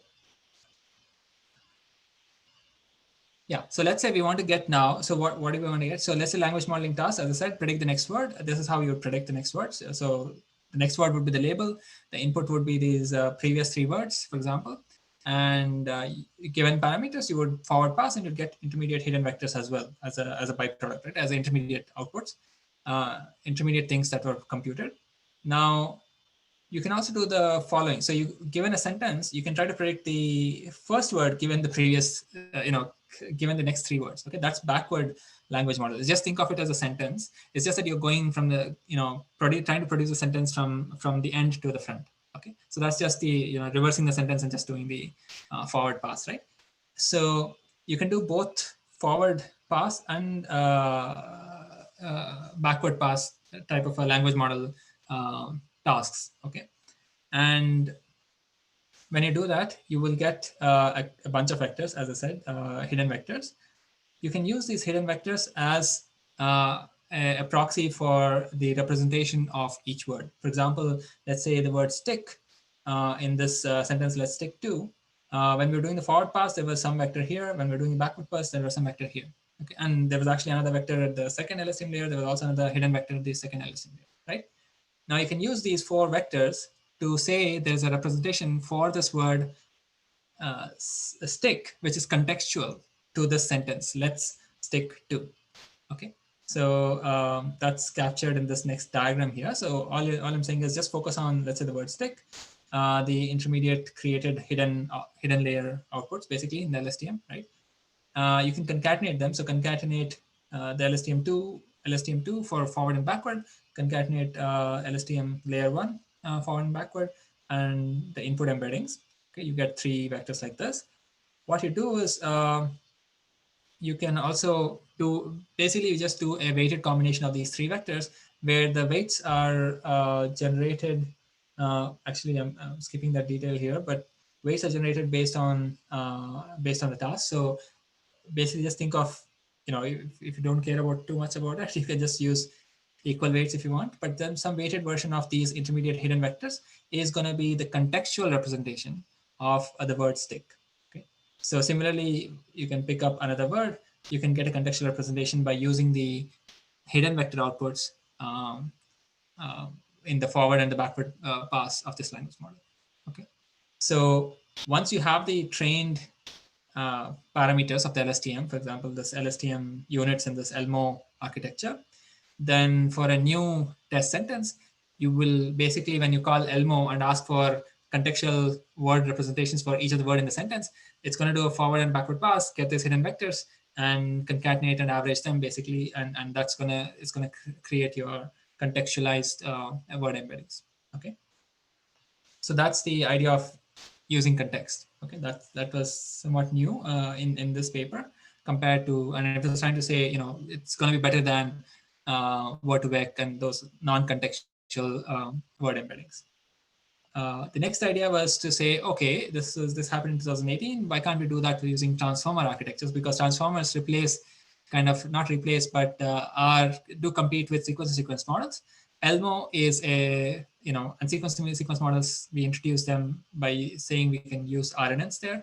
ELMo is based on RNNs. So can we have something which uses transformers, but also does language modeling and also does contextualized gives us contextualized word embeddings. Okay, and that led to this OpenAI transformer architecture, which is basically just focused on the decoder part of the transformer architecture we saw earlier. Okay, so just like sequence models, transformers are also able to capture long-term dependencies. In fact, sometimes better than LSTMs. Okay, and that's why they are useful for language modeling, which are sequence type of tasks, right? So what you do is in the transformer architecture, there's the encoder and the decoder. Let's drop the encoder completely. So we're not doing neural machine translation anymore. We just have the decoder part. And then with the decoder part, we're going to do language modeling, which is, when I say language modeling, we're just basically doing predicting the next word, filling the missing word, and so on, right? So we just use the decoder for language modeling, and we can predict the next word and mask the future token. So which we have done, right? So for example, same thing. Let's stick to improvisation. So improvisation should be the one which, given let's stick to improvisation is the one which should be the uh, um, which should be the one which should have the highest probability, for example. And we'll also drop the attention, not self attention, but the encoder decoder attention thing that we had when we're talking about transformer architecture. We're going to remove that because we don't have an encoder here. Okay. So, this particular OpenAI transformer had 12 decoders, 12 decoder units, and you remove the encoder decoder attention part. So inside the decoder, recall there's going to be a self attention and there's going to be a feed forward part. So that's what a decoder would be. And you're trying to make, trying to fit the parameters of these guys. So as to say, let's stick to should produce improvisation. It's just predicting the next word. That's, you don't have a class, real label data. You're just trying to predict the next thing, right? So once you do that, you get some bunch of parameters. And once you have that, for any new sentence, you can, again, very similar to how we got representations using ELMo, like intermediate outputs. You can use intermediate outputs of the decoders, some sort of an average of them, and then call them as the contextualized embeddings of the words. Okay. Yeah, that's it. And then once you have the train model, as I said, any given sentence, you can, with a start, appropriately with a start and end token, you can get a representation for each of the words. Okay, and embedding for each of the words, and then you can just concatenate them, for example, or average them, however you choose, as you're doing with word-to-vec vectors, word-to-vec embeddings, right? It's the same ideas. You can follow through to do your actual NLP, that specific NLP task. Okay. So, and there are a lot more details I'm skipping over, and even this reference skips over.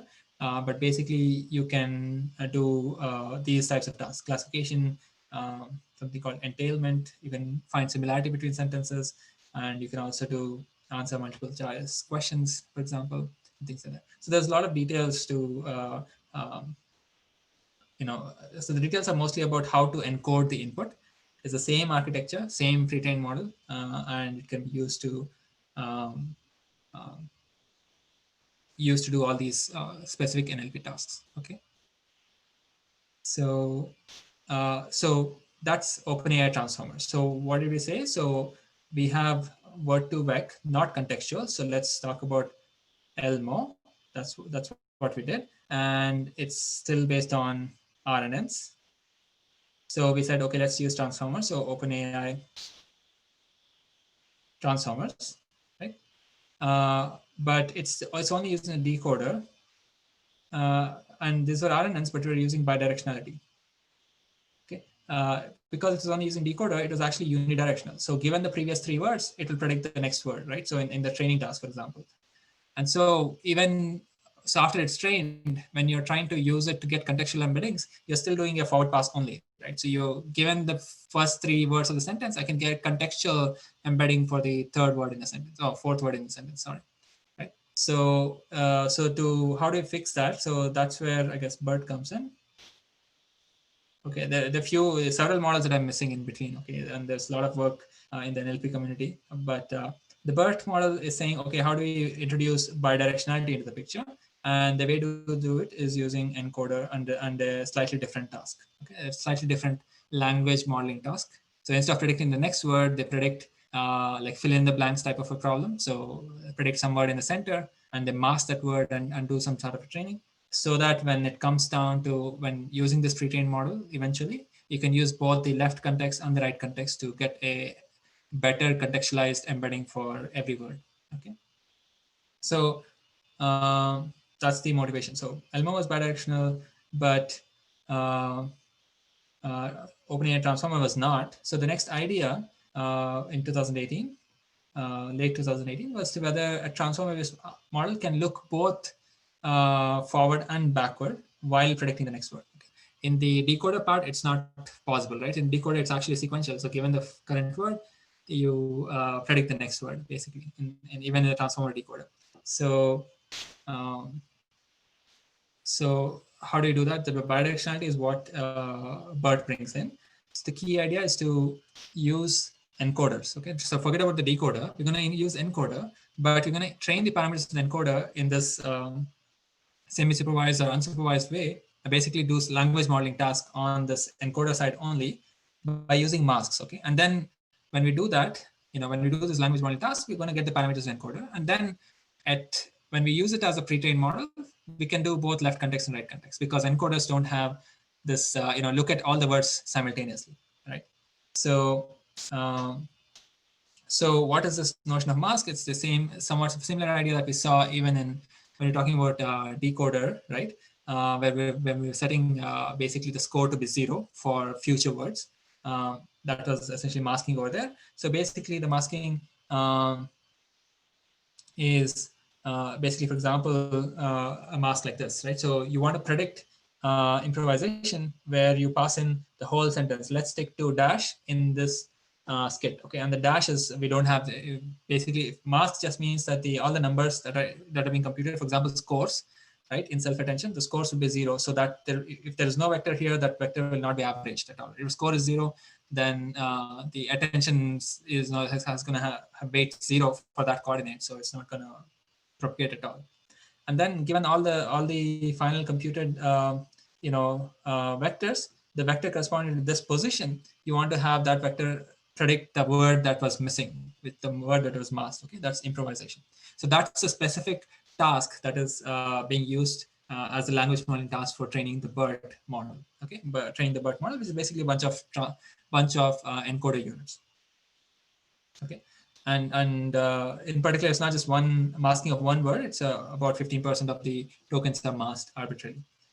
Okay, these are just some details in the design choices, and you should read the papers corresponding to BERT to understand why this choice. It's not it has its own history of what this task. This task is not new to BERT, right? So this type of language modeling task is also has its own history. So you can look into that.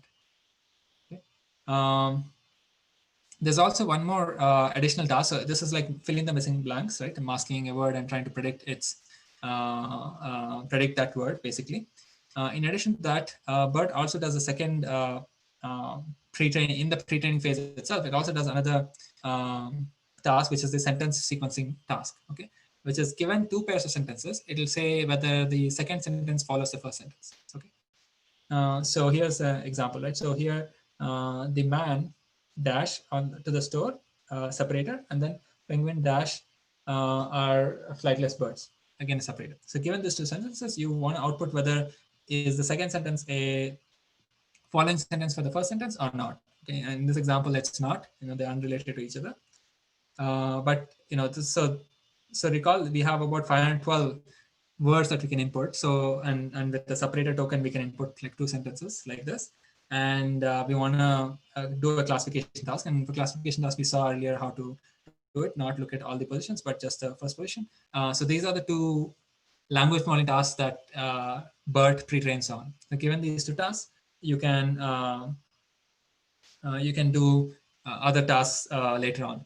So then you can do you get the parameters of the BERT model, and then you can use that trained BERT model as a feature extractor, or even as a fine tuning part in a specific task that you have. For example, you can just use it for sentence pair classification. Sorry. Uh, yeah, you can have single sentence classification, you can have question answering, you can have tagging tasks, and so on. So there are many tasks. Okay, so again, we'll have to look at the paper and related literature here to double down on in this direction. Okay, so but let's come back to what is the so far we just said, okay, if you do a sentence pair or sentence sequencing task as well as a fill in the missing blanks task, we would learn some parameters. But how do we get the word embeddings? Okay, so for classification, we said just use the first positions, 768 dimension vector. I just use that as the embedding of the whole sentence. But the word embeddings themselves, as were very similar to ELMo, at every layer of this encoder, for example, there were 12 layers, right, in BERT base. So you can just use the intermediate um, outputs of each of the encoder units, and then use just some combination of those encoder outputs as a representation, as a contextual representation of the word. Okay, so for example, here actually people have done where they've said, okay, if you just use the first layer, what's the what's, is it contextual enough or not? If you use the last layer, what's the bang per buck you get? And if you take it out, sum of all the layers, what's the performance, in terms of the subsequent task. um, and if you concatenate all the the previous 4 layers, what's the performance of subsequent tasks, and so on. So you can just use, the idea is that you can just use the intermediate vectors as the embedding, contextual embedding of each of the word in the sentence. Okay, once you have a trained model. Yeah. Any questions about this part? So this is a bit fast, I mean, a little bit high level, but I hope you get the idea of uh, ELMo, open air transformer, and BERT. And by BERT basically has two characteristics. One is training on, basically corpus available in the wild, basically the Wikipedia corpus and so on. And the second thing is the bidirectionality, and using the transformers encoders as a way to get both the left and the right context while generating the contextual embeddings.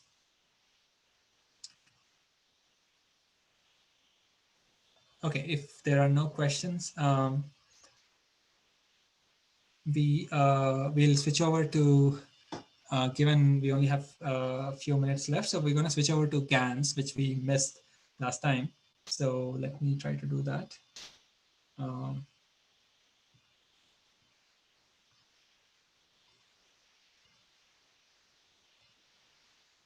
yeah. So although my objective, actually there's other material today, which I don't think I'll be able to get to. It was mostly about some research case studies, actually research that I've done related to some of the topics that we saw in this course. But what I'll do is talk about GANs for the next 15 minutes or so. This is, okay, so we are now going from text to images. And in fact, we are going to be in the unsupervised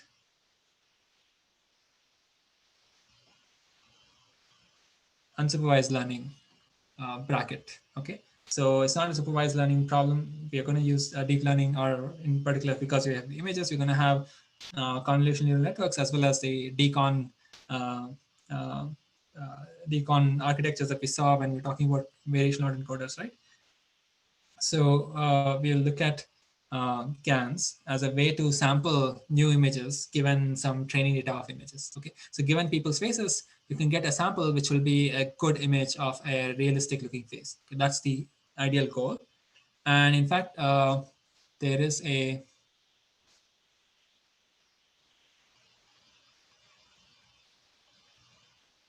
um, Yeah, so there was actually just a blog post earlier this couple of days ago, which is about using GANs to create, I guess the blog post name is using GANs to create fantastical creatures. It's on the course page as a link. So you can see here, uh, this is not exactly the vanilla GAN that we're going to look at today, but here basically given this, shaded text output, this is the uh, generated image. Okay, so this is, I guess, a version of what is called a conditional GAN. So basically, you start with the initial image and you get an output image like this. Okay, and the output image is not, deterministic. You could sample again and again. You can get slightly different images. Okay, so let me come back to our objective.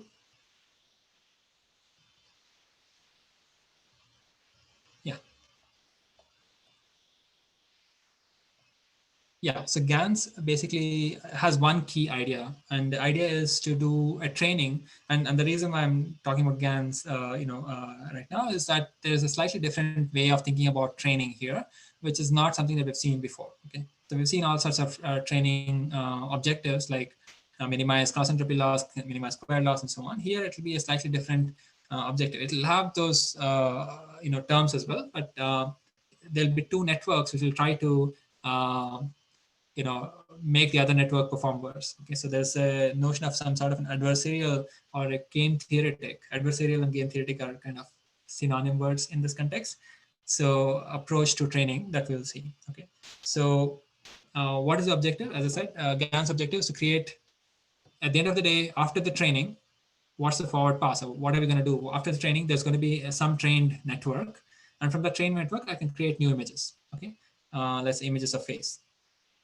So, but while training, there's going to be two networks. Okay, and one network is called a discriminator, and the other network is called a generator. So let's call it discriminator, and another network called generator. The discriminator network, for a realistic image, like if the image is sampled from real data, if you get an image from real data, there's some discriminator D, which is going to say, oh, I'm going to score this because it's a real image. I'm going to score it 1. Okay. Now, what is the objective generator is that generator starts with the input noise, okay, because generator, as the name suggests, eventually we're going to use it to generate new images. So there has to be some starting point, some noise, from which it's going to create an image, some image like this. Okay, the generator is going to create an image, and then it gives it the discriminator, and the discriminator, the generator wants to create those images such that the discriminator still produces outputs which are close to 1. Okay. So generator wants to produce images such that discriminator still says that this is maybe a real image, but discriminator itself knows that this is not an image from the real data, and it tries to set its parameters such that it makes it outputs close to 0. Okay, so there is a 2-level update going on. So discriminator is getting updated by trying to predict real images as close, predictions on real images to be close to 1, and predictions on non-real images to be close to 0. And this generator is trying to say create these non-realistic images, but try to fool the discriminator so that discriminator produces a number which is close to 1. Okay, so let me further detail that. Okay, so assume generator produces an output X. Okay, generator's output, and now discriminator takes that as an input and produces value between 0 and 1. Right. So um, so generator starts from some random number z and produces x. Basically, whatever. Uh, um, so let's say the ground truth is the dotted part. Okay, so this is the real data for which discriminator should produce 1. Okay, so which means that if there is some data, let's say the generator produces data according to this distribution, then clearly the discriminator can say, oh, here's my classifier. Anything to the left of this number is 1, and anything to the right of this number is 0. Okay, that's a discriminator. Right? But if this generator, the solid line, if this bump gets closer and closer and overlaps with this dotted line, then discriminator cannot really discriminate anymore between the reality and fake data, right? So that's the objective. So generator has to change its parameters such that it produces realistic and realistic images. Okay, that's how. So the training data is not is used to improve the generator, but in a very indirect way. Okay, so let me directly get to what's the training procedure. So there are only two components. The training procedure is novel here, and once you train, how do you generate images? That's pretty straightforward. So let's look at training. Okay, so here's a setup in terms of block diagram. There's real images, and there's some source of randomness. Okay, just think of like numpy.random.random or something. Okay, there's generator which has some parameters. Okay, and there's discriminator which has some parameters. Okay, those generator and discriminator is essentially deep neural networks. For example, generator is this decon thing which is going to produce an image. Okay, given some random sample z. A discriminator is like a CNN. Given an image, it produces a two class, whether it's good or bad. Okay, so if real world images are sent, then the discriminator should the parameters should be changed such that it produces a plus one or a green signal, right? If uh, synthetic images are sent or non-real images are sent, discriminator should parameters should change such that it produces zero. Okay. Now, if you fix the discriminator, as in you don't change the parameters of the discriminator, then generators parameters, whatever they are, should be changed such that when the generators are input is sent through the discriminator, it produces one. Okay, so that's the idea. So both the parameters of the discriminator and the parameters of the generator are being changed. Okay. Um, Let me skip those two slides. Actually, directly those three slides, and directly talk about the realistic. So those three slides are just motivating the loss function. So I'm going to directly talk about the loss. How the training happens. Um, so we start with a mini batch of real data, okay, and mini batch of generated data. So there's when I say data, just think of real images, 10 real images, 10 real images, 10 synthetic images. Okay. Now, given these two sets of images, we know the labels, right? So for real images, the label should be 1. For synthetic images, the label should be 0. Okay. So you can get the loss function for the discriminator. Okay. So in the sense, when you pass these to the discriminator will say something, right? +1 or -1, and you can score whether it was good discriminator or not, and appropriately update the parameter of the discriminator. Okay.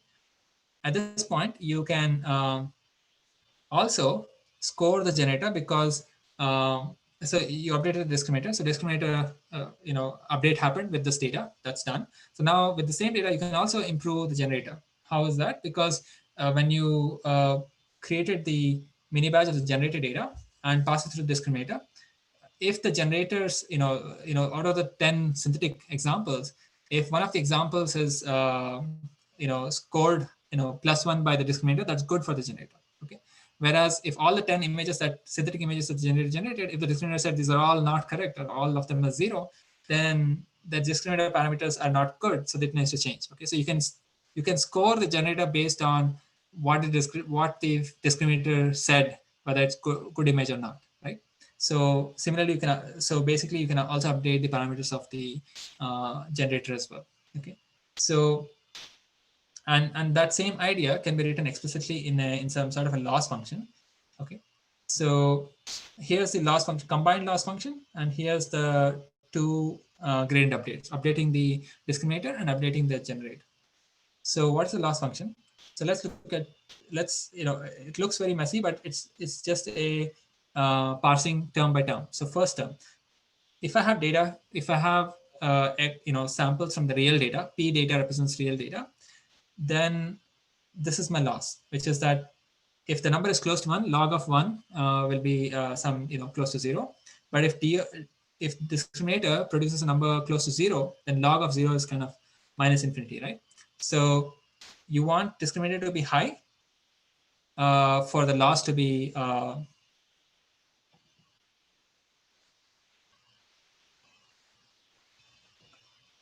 oh yeah, okay. So you want the discriminator to be sorry, you want the discriminator to be high because discriminator is maximizing this objective function. It's not really the loss function for the discriminator. It's the, I guess, some sort of a scoring function. So if discriminator produces +1s for all the examples in the P data, then it's going to have the highest score. Okay. If it produces all -1s, it's going to be very low scores, like minus infinity, basically.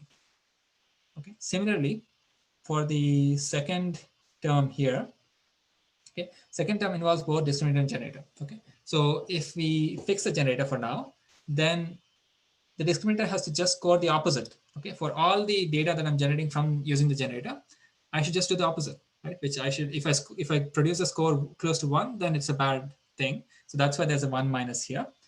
Okay, and if I produce score close to zero, that's a good thing. Okay, so that's the objective function of discriminator. Do well on your real data, do badly or do the opposite on the synthetic data.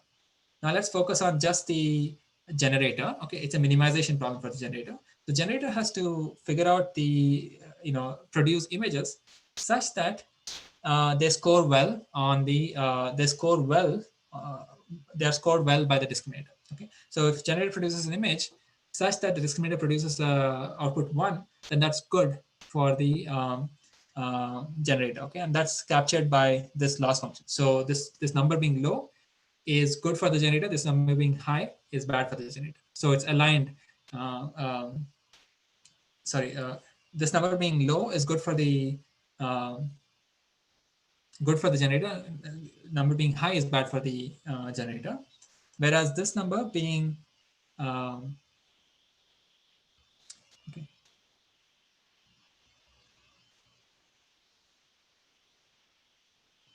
I think. Oh, sorry. Okay, let me not confuse you guys and myself. So this term is clear, right? So generator has to just find its parameters such that this number is as low as possible because it's minimizing with respect to its parameters. It's like a loss function for this from the generator's perspective, and this whole term is like a scoring function from the discriminator's perspective. Okay, so so discriminator is going to do for the discriminator's parameters, we're going to do a gradient ascent step, and for the generator, we're going to do a gradient descent step. Okay, so gradient ascent. I mean, so you do one thing at a time. So although there's a minimization over generator's parameters and maximization over discriminator's parameters, you do this minimization and maximization one step at a time. And for each one, you can just do gradient ascent and gradient descent appropriately. So that's exactly, and now we come back to this figure. For example, you don't update the generator, just focus on the discriminator. You have the real images, you have the fake images. Ensure it's just a classification problem. Discriminator is just a CNN. Okay. And you try to change the parameters of CNN so that it classifies the real images as +1 and classifies the synthetic images as -1. Okay. And then you seal the discriminator, and the same synthetic images here, you want to change the parameters from theta to theta prime such that the generator's loss function is the lowest. Okay, so it's a gradient descent. You backprop such that this loss is minimized. Okay, so that's it, and you do that in alternate ways, alternatingly. Sorry, and you get a trained generator. So a generator which has its parameters such that it produces images as good as the real images. Okay, so there's an indirect supervision on changing the parameters of the generator such that the generator is now going to produce images as good as real images. And yeah, and generator here is an example of a generator going from a random vector to an image. And this is something that we saw even for VAEs. So I'm not going to repeat how to go from a vector to an image, but you can do that. Okay. And here are some examples. So um, here is some examples of synthetic images. So these are, I guess, from the, I don't know which exactly data set this is, but there's a network called DC GAN, or I think it's called, yeah, deep convolutional generative, deep convolutional generative adversarial network. There's actually more than 1,000 architectures at this point, maybe more than that. But basically, once the generator is trained, you can change the Z. You can always input a fixed Z now and produce all sorts of images. And these are all, at least they look realistic, but they may have flaws in them. Okay.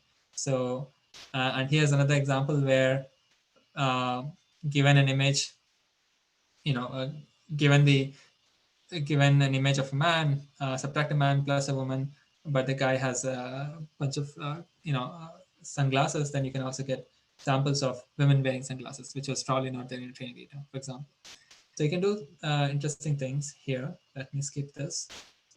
Um, Yeah, and since you have handled CIFAR 10 before, so here's an example of generating CIFAR 10 images. So you start with some very bad. So generator here is bad. Okay, it improves. It's getting better and better. At some point, there's a really good generator, so you can drop your, or in addition to your CIFAR 10 CIFAR 10 data, you can now start generating new images across each of the 10 classes using this generator. Okay, so the new images may have flaws. Okay, they may not really look like the animals or cars or whatever the labels are, but uh, that's the idea behind GANs. So in summary, we've almost run out of time. In summary, GANs basically, the objective is to create samples. Okay, it's unsupervised learning, no labels. But the way you do it is through some sort of indirect supervision instead of a direct loss function. The indirect supervision is through this simultaneous learning of a discriminator, which learns to discriminate between real and generated images, and a generator which tries to fool the discriminator by trying to create generated images which look as good as the realistic images. Okay, and that happens through this two updates to both a CNN as well as a like the opposite of a CNN, which is basically a decon network. Okay, so that's GAN, and try to play with the link that I showed earlier. I'm going to skip the differences. Um, yeah, and GANs have been there since 2014, so about 6 years now, and they have been used. So the version of GAN that we saw today is the simplest one. There's also conditional GANs and so on, which is the example that I showed earlier, where if you draw something with the sketch, it can be filled with a generated image, which may look which may not be there in any database, for example. Okay. Any questions about this part? I understand it was a little bit faster, but uh, if there are questions, just do ask on Slack or offline. Yeah. Okay. So that is it for today, and we'll see in the next session will be project presentations, and I'll communicate that information via Slack. Okay. Thank you so much.